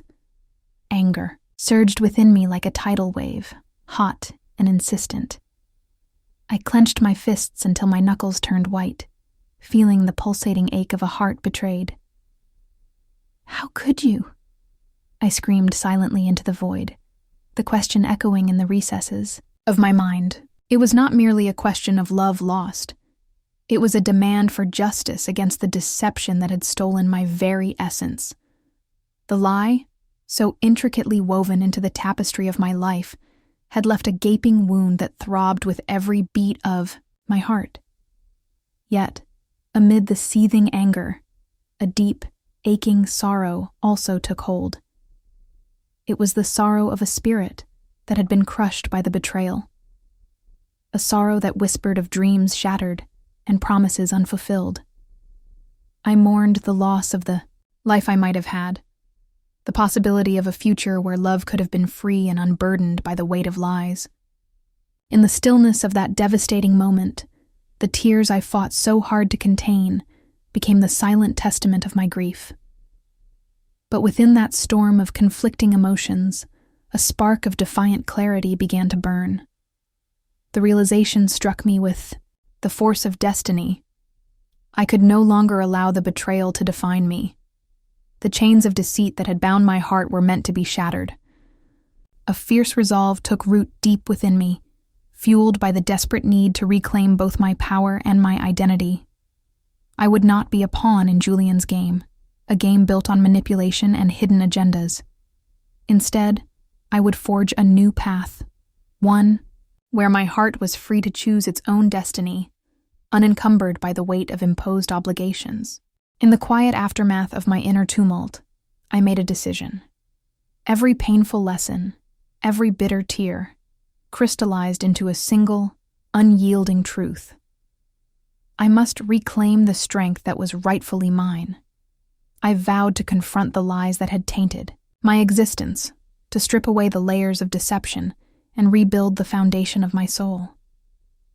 The betrayal, as excruciating as it was, would no longer be my undoing. It would instead serve as the catalyst for a transformation, a rebirth of self that would rise from the ashes of deceit. I drew in a deep, shuddering breath, feeling the intensity of my resolve seep into every fiber of my being. The decision was not made lightly. It was the culmination of countless moments of silent suffering and unspoken pain. I had to choose between remaining a prisoner of a false destiny or embracing the uncertain, yet liberating path toward truth and freedom. As I gazed into the mirror, the reflection that met my eyes was no longer that of a defeated soul. It was the visage of a warrior, scarred yet unbowed, whose eyes blazed with the fierce light of determination. I whispered to myself, I will rise. I will reclaim what is mine, and I will forge a future where my heart is truly free. The words, uttered with a voice both trembling and resolute, marked the beginning of a journey toward healing, toward unearthing the truth hidden beneath the layers of betrayal. In that charged moment of decision, every beat of my heart became a drum of rebellion against the injustice that had defined my past. The pain, the anger, and the sorrow coalesced into a single burning desire for redemption, a desire that would guide me through the darkness and into a future that I would shape with my own hands. And as I stood there, amidst the ruins of deceit, I knew that the road ahead, though fraught with peril and uncertainty, would ultimately lead me back to myself, a self reborn, unchained, and unyielding in its quest for truth and freedom. The fleeing heart, chaos erupted as I fled the fortress, every step charged with the weight of betrayal and the piercing echoes of a desperate call. The cold night air whipped past me as if urging me to run faster, to escape the ghosts that clung to every corner. Marcos's voice, raw with urgency, still rang in my ears. A haunting refrain that tugged at my heart, even as Julian's presence shadowed each frantic stride. I ran through narrow corridors and over cold stone, my body trembling uncontrollably as a storm of emotions raged within. My mind raced with a whirlwind of thoughts. Love, once so tender and fierce, now twisted by deception. The crushing betrayal that had upended my world. And the primal need to survive against an enemy who sought to chain me to a false destiny. Every heartbeat pounded like a war drum in my chest, urging me onward even as dread clutched at my soul. The familiar walls of the fortress blurred into a mere memory, replaced by the haunting specter of Julian's relentless pursuit. I could almost feel his eyes on me, an invisible force tracking my every move, his cold determination echoing through the night. His voice, laced with malice and unspoken threats, mingled with the desperate calls of Marcos, creating a cacophony that left me gasping for air. I could not shake the feeling that I was being hunted, that each step brought me closer to an inevitable collision with the man who had shattered my trust. Every twist and turn of the winding corridors became a maze, of fear and desperation. I darted through shadowed alleys and vaulted over obstacles, my thoughts a jumbled mess of hope and despair. In moments of brief respite, my mind replayed the fateful encounters, the charged glances, the whispered promises, and the gut-wrenching decisions that had led me to this point. I was torn between the lingering warmth of love that Marcos had ignited within me and the bitter chill of betrayal that Julian had imposed. The contrast was stark, each emotion vying for control like two titanic forces in relentless opposition. My legs burned with fatigue as I pushed myself beyond the limits of endurance. The darkness offered no sanctuary. It was as if every shadow whispered Julian's name, every gust of wind carried a hint of his threat. I could feel my heart pounding in my ears, each rapid beat a reminder of both the passion that had once lifted me and the peril that now drove me. The air was thick with impending danger, a pressure that built with every desperate step I took. I clutched my cloak tightly around me, as if it could shield me from the crushing reality. My breaths came in ragged, quick gasps. My vision blurred at the edges as exhaustion threatened to overtake me. Yet, even in the midst of this turmoil, there was a flicker of defiant hope. The memory of Marcos's voice, his urgent, tender call, spurred me on, a fragile beacon in the encroaching darkness. It reminded me that somewhere, beyond the reach of Julian's oppressive grasp, there lay a chance to reclaim the freedom I had lost. As I neared the edge of the compound, the fortress's looming silhouette faded into the distance, replaced by the uncertain openness of the night. The quiet that followed was heavy, punctuated only by my labored breaths and the distant sound of pursuit. I could sense that Julian was still out there, his presence an ever-looming threat over my every move.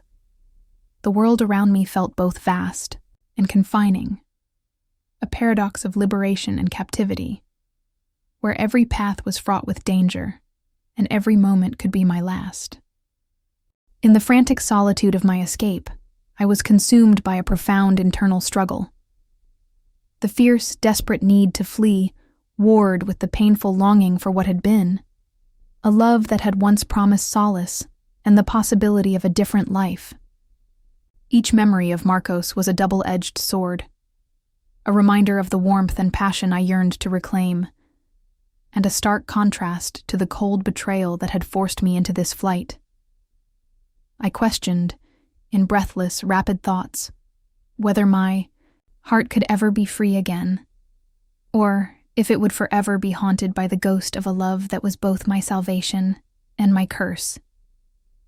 Time lost meaning as I ran. Every second stretched into eternity, every heartbeat a pulse of urgency. The night seemed to conspire with my frantic pace, its silence broken only by the sound of my pounding feet and the whispered echoes of a love turned bittersweet. I dared not look back, fearing that if I did, I might see Julian's relentless gaze fixed on me, a reminder that my past was never far behind. In that breathless moment of escape, my mind became a battleground, a tumultuous clash between survival and surrender, between the weight of a betrayal too deep to heal and the hope that somewhere, in the labyrinth of night, lay a future where my heart could beat free. And so I ran, driven by an unyielding will to escape the tyranny of my past, to forge a path toward an uncertain tomorrow, where the echoes of Marcos's desperate calls might one day merge with a promise of liberation and love. The Icy Prison of Duty. In the bleak hours of dawn, I found myself confined within a cold, unyielding chamber, a prison of stone and silence that embodied every ounce of my suffering. The walls, rough-hewn and ancient, seemed to close in on me, each block a silent testament to the relentless grip of duty. Here, in this oppressive isolation, I was forced to confront the full measure of my captivity, both physical and emotional, a stark counterpoint to the passionate freedom I had once known. Every sound was muted in this frozen cell, save for the slow, echoing clatter of chains that reminded me of the heavy bonds binding my spirit. The metallic clink was a constant, chilling reminder of Julian's tyrannical presence, a presence that had transformed my world into a landscape of despair and control. His commands, once distant and authoritative, now reverberated in my mind, like a relentless icy whisper, suffocating the remnants of hope that still dared to flutter within me. The air in the prison was cold and stale, carrying the scent of damp stone and the lingering echo of footsteps that had long since faded. Each breath I took was a struggle against the chill that seeped into my bones, a physical manifestation of the isolation that had overtaken my soul. The harsh, unforgiving environment mirrored the inner torment I endured, an unyielding, brutal reminder that my freedom had been stripped away, leaving me to suffer in solitude. Yet amid this pervasive despair, there were moments of introspection that began to stir the embers of a once dormant strength. In the depths of that icy confinement, as I sat on the hard, unyielding floor, I allowed my mind to wander, to search for fragments of the self I had lost in the tide of duty. I recalled the fierce passion that had once burned in my heart, the memories of moments when love and hope had mingled freely, unburdened by chains of obligation. Those recollections were like faint glimmers of warmth in the midst of the cold, a reminder that even in the darkest depths, there is potential for light. As I listened to the unceasing clink of chains, each sound became a metronome for my inner resolve. I began to understand that this prison, with its chilling confines and unyielding isolation, was not merely a physical barrier. It was a crucible, forging a new, unbreakable core within me. The oppressive silence, so heavy and relentless, allowed my thoughts to surface like fragile whispers. In that stillness, I started to acknowledge the strength that had been smothered by fear and despair for so long. The days bled together in a series of monotonous hours. I would pace the cold stone floor, my every step measured and echoing in the cavernous space. In those moments of solitary wandering, I questioned the very nature of my captivity. Was this torment meant to break me, or was it a necessary crucible through which I might emerge transformed? The question repeated itself like a solemn incantation, urging me to seek answers in the depths of my own heart. I recalled the soft warmth of a forgotten summer day, the laughter of those who once stood by my side, and the gentle promise of a future that now seemed as distant as a dream.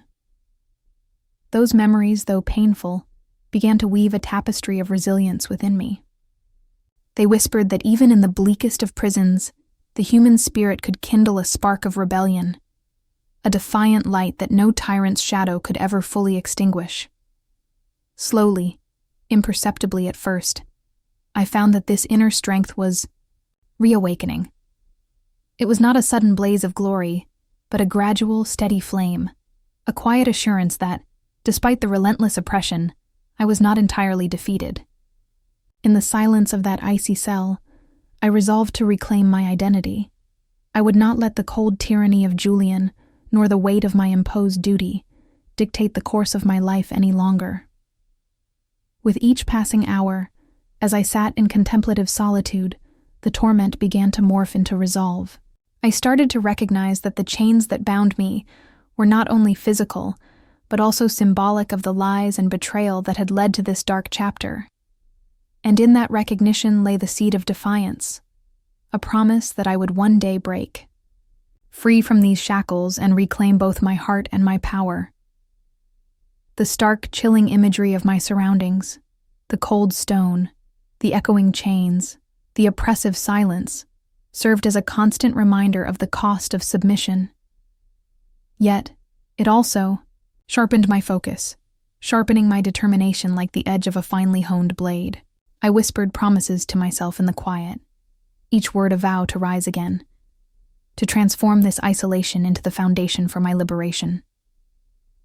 In that frozen prison of duty, as the relentless cold pressed in from every side, I began to see the contours of my own resolve. The inner strength, long dormant, stirred with the promise of a new dawn, a dawn in which the bitter chains of betrayal might finally be shattered. And so, with a heart both heavy and fiercely determined, I embraced the solitude as a forge for my rebirth, knowing that every moment of this torment was preparing me for the inevitable battle to reclaim the life that was rightfully mine. Whispers of a revolution. In the dim corridors of the fortress, where the cold stone walls bore silent witness to the weight of our collective suffering, a spark of defiance began to glow. It started as a murmur, a barely audible whisper among those who still dared to hope.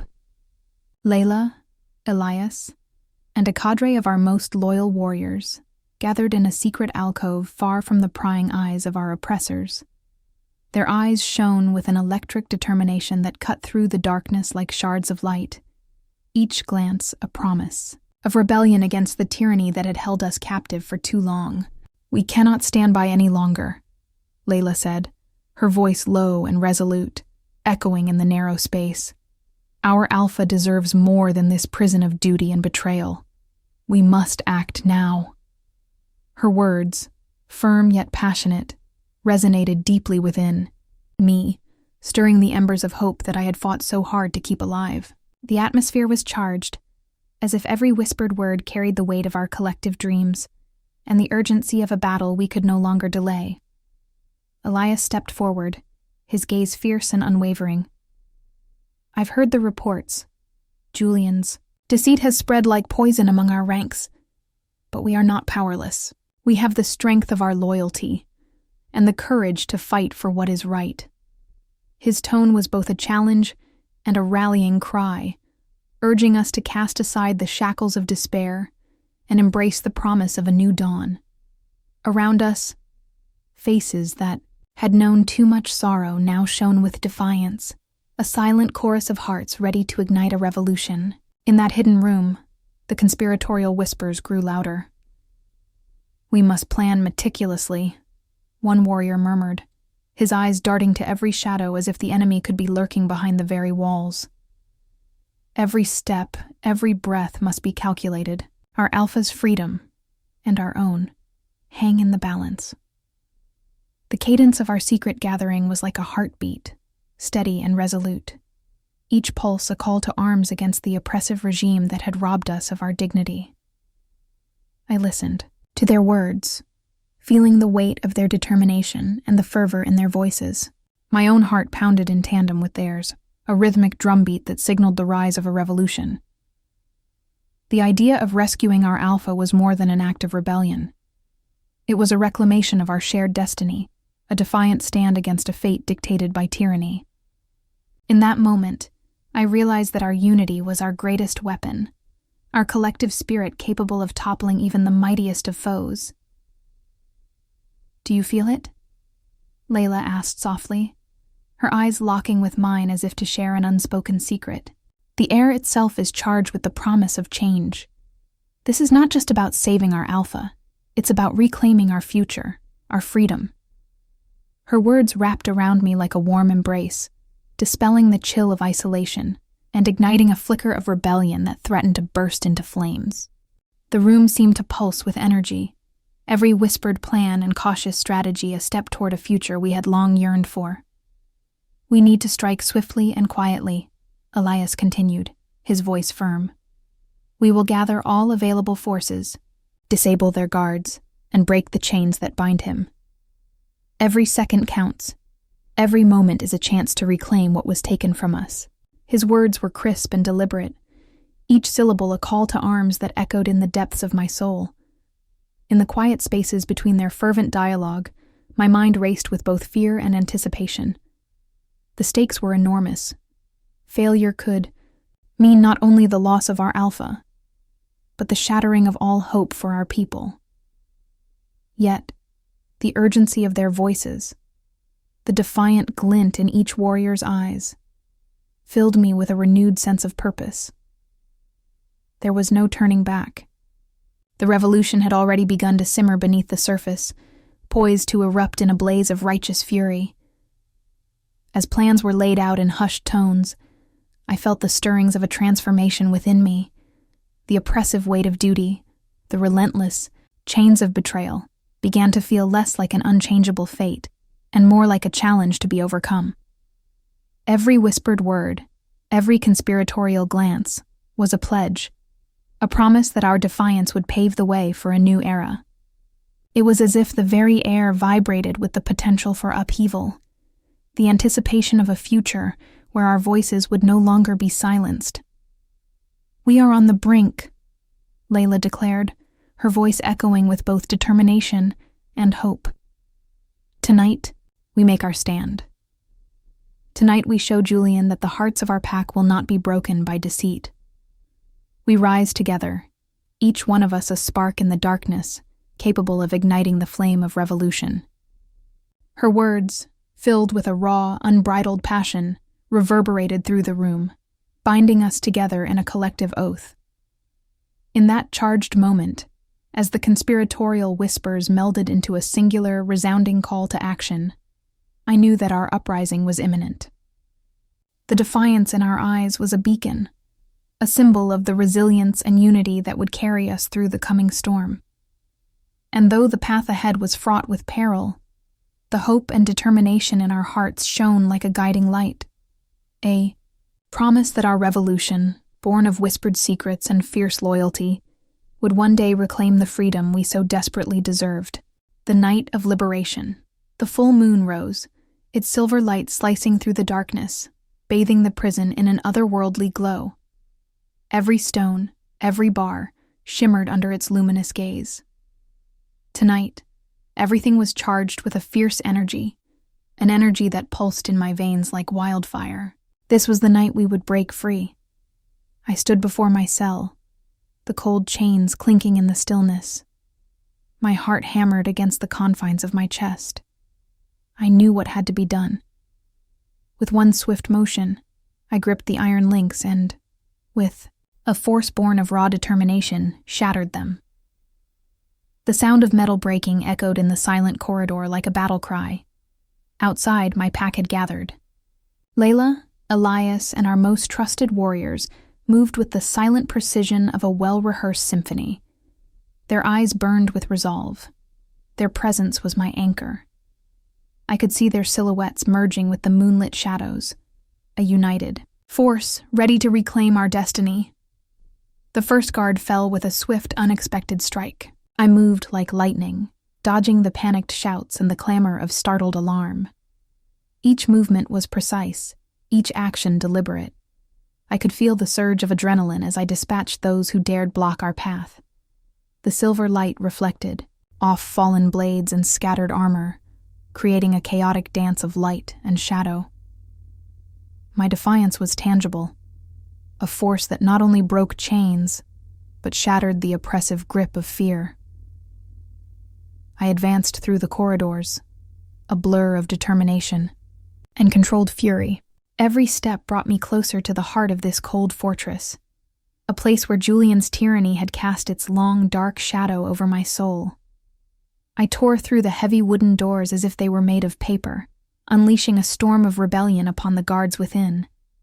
Their shouts, sharp and desperate, filled the air, but they were no match for the fury that propelled me forward.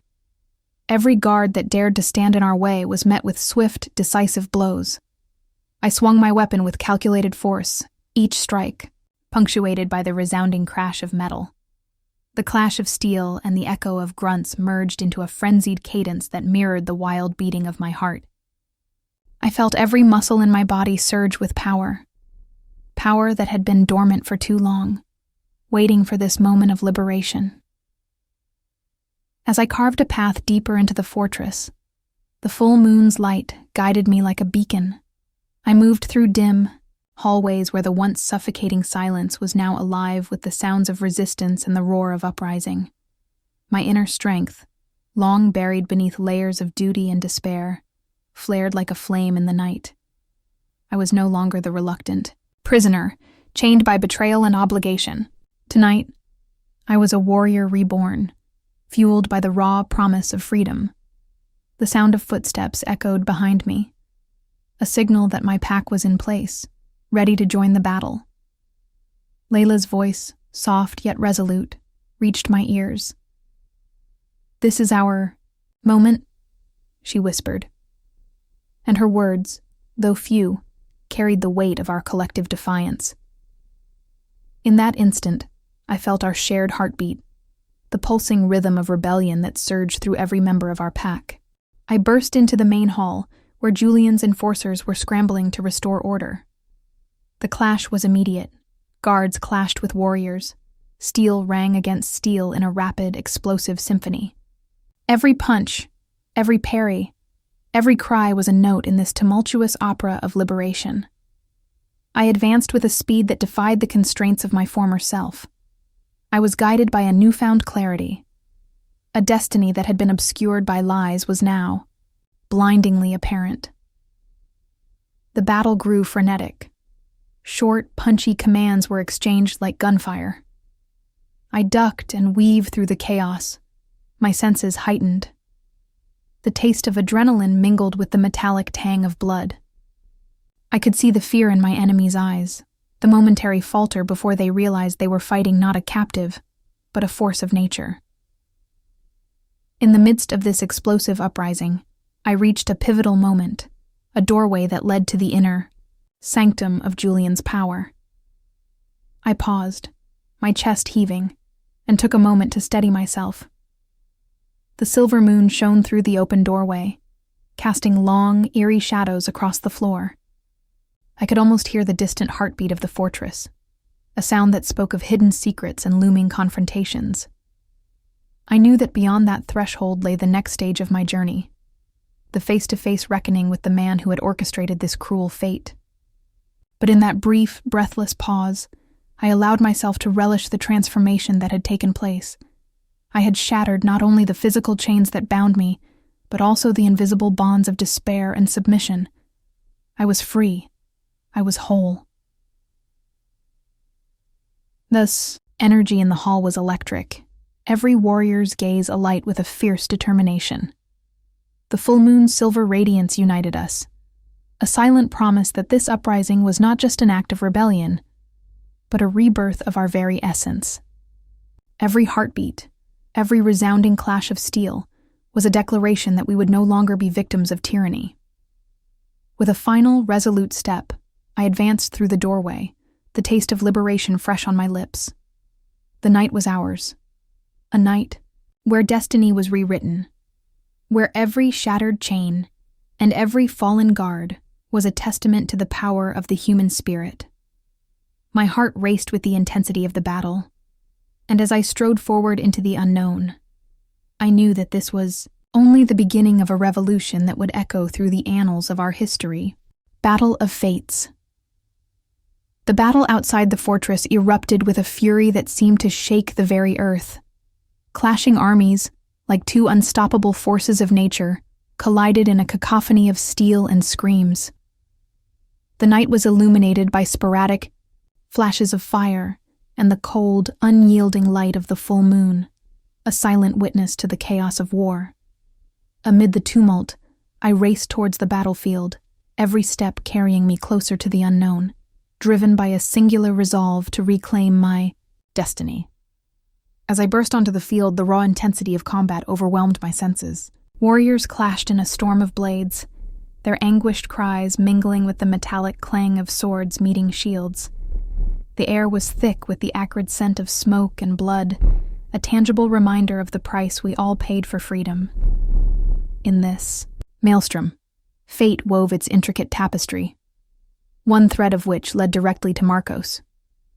There, amid the chaos, I caught sight of him, a beacon of defiance standing tall among our united forces. His eyes, alight with determination and a spark of something deeply personal, met mine with a force that defied the surrounding mayhem. In that moment, the battlefield paused around us. Time slowed, and the distant roar of combat faded into the background, replaced by a powerful, unspoken promise. We were no longer isolated figures fighting separate battles.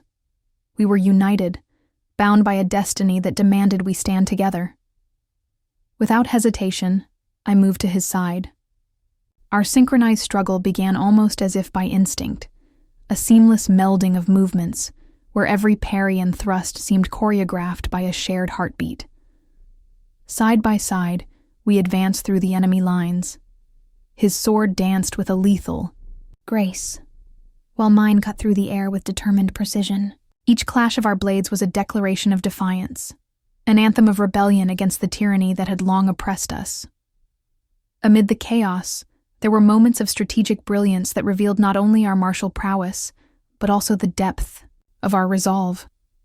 At one point, as enemy forces swarmed like a tidal wave, Marcos and I found ourselves encircled. The odds were overwhelming, and the threat of annihilation loomed large. Yet, with a sharp glance and a wordless understanding, we initiated a counterattack that split the enemy ranks. With every precise maneuver, we turned despair into opportunity, our combined force creating a ripple that sent shockwaves through the opposing army. "Hold the line!" Marcos shouted, his voice resonating above the clamor of battle. I felt a surge of adrenaline as I followed his lead, my senses heightened, every muscle coiled with the promise of liberation. Our coordinated strikes were like verses in a powerful poem, a relentless, rhythmic assault that carried the weight of our shared history and the hope of a better future. Each parry, each counter, was imbued with the raw emotion of our struggle, the pain of betrayal, the fire of retribution, and the lingering, tender desire for freedom. Between the clashing of swords and the cries of fallen warriors, there were moments when our eyes met amidst the chaos. In those fleeting exchanges, the tragedy and grandeur of our rebellion were laid bare. It was as if our souls communicated, in silent, fierce glances, a language that transcended words and cut straight to the heart of our collective struggle. I saw in Marcos a reflection of my own determination, a mirror of the wounds we both carried and the hope that refused to be extinguished. As the battle raged on, the landscape became a surreal canvas painted with the vivid hues of valor and sacrifice. The full moon, high above, cast long silver shadows that danced across the blood-stained ground, echoing the eternal dance between light and darkness. The very air vibrated with the intensity of our combat, a brutal symphony where every note was a testament to our defiance. We fought not just for survival, but for the reclamation of our honor, our hearts, and the freedom that had been so cruelly denied. In the heat of combat, a moment of stillness broke through the chaos. I found myself momentarily separated from the frenzy, standing with Marcos on a ridge overlooking the battlefield. The distant sounds of clashing armies and anguished cries formed a haunting backdrop as we exchanged a few quiet, measured words, a brief interlude where the weight of our shared journey and the gravity of the rebellion were palpable. "We're changing the tide tonight," Marcos murmured, his voice a soft contrast to the harsh reality below. His eyes, still burning with determination, held mine with an intensity that made it clear this fight was more than physical. It was the battle for our very souls. Every swing of our swords, every fallen enemy, brings us one step closer to a future where our people are free from tyranny. In that suspended moment, the enormity of our uprising crystallized within me. It wasn't merely a clash of armies. It was a collision of destinies, where every breath we took was an act of defiance, every heartbeat a vow of resistance. The reunion with Marcos was not just a rekindling of past passion. It was the forging of a new alliance, one that promised to reshape the course of our rebellion and redefine the very essence of our existence. As we rejoined the fray, the battle resumed with renewed vigor. The enemy's ranks faltered before our unwavering resolve, and the sounds of combat blended into a single powerful roar of liberation. The night, once dark and oppressive, was now alive with the promise of a revolution born from the unity of our hearts, the strategic brilliance of our rebellion, and the undeniable truth that our fates were inextricably linked. The battle of fates had only just begun, and as I fought side by side with Marcos, every clash of our blades and every desperate cry of defiance carried the hope of a future reclaimed, a future forged in the fires of struggle, where the tragedies of the past would pave the way for a new era of freedom and honor. Destiny sealed. Under the full moon, under a sky ablaze with silver light, the final act of our rebellion unfolded in a breathtaking ceremony, a union not merely of two souls, but of destinies intertwined by fate. The full moon, resplendent and eternal, cast its luminous glow over the gathered crowd, its radiance transforming the night into a sacred tapestry of hope, defiance, and the promise of a new beginning. In the grand courtyard of the fortress, the air vibrated with a palpable mixture of triumph and bittersweet remembrance. Every stone, every banner, and every tear-streaked face bore witness to the long, arduous journey that had led us to this decisive moment. Here, beneath the celestial witness of the moon goddess herself, we were to celebrate not only a wedding, but the sealing of our destiny, a destiny forged in the fires of rebellion and tempered by the sacrifices we had made along the way. Marcos and I stood before our people, our hands joined in a bond that transcended the mere physical. His eyes, deep and resolute, met mine with the unspoken understanding of a shared struggle, a recognition that every battle fought, every scar earned, had led to this transcendent union. In that moment, our love shone as a beacon of resilience, an immutable force that had weathered the darkest storms of betrayal and tyranny. The ceremony was a mesmerizing blend of ancient tradition and fierce modern defiance. Draped in a gown of flowing white that symbolized both purity and the strength of a warrior, I moved slowly down the aisle, my every step echoing like a heartbeat in the still night. The ground beneath me, once the stage of sorrow and isolation, now seemed to pulse with the promise of rebirth. The silver glow of the full moon bathed the entire gathering in its ethereal light, as if the heavens themselves had descended to bless our union. The priest, an elder with eyes that held centuries of wisdom, intoned the sacred vows in a voice, both soft and commanding. His words, steeped in ritual and reverence, spoke of the moon goddess's blessings and the eternal bond of true mates.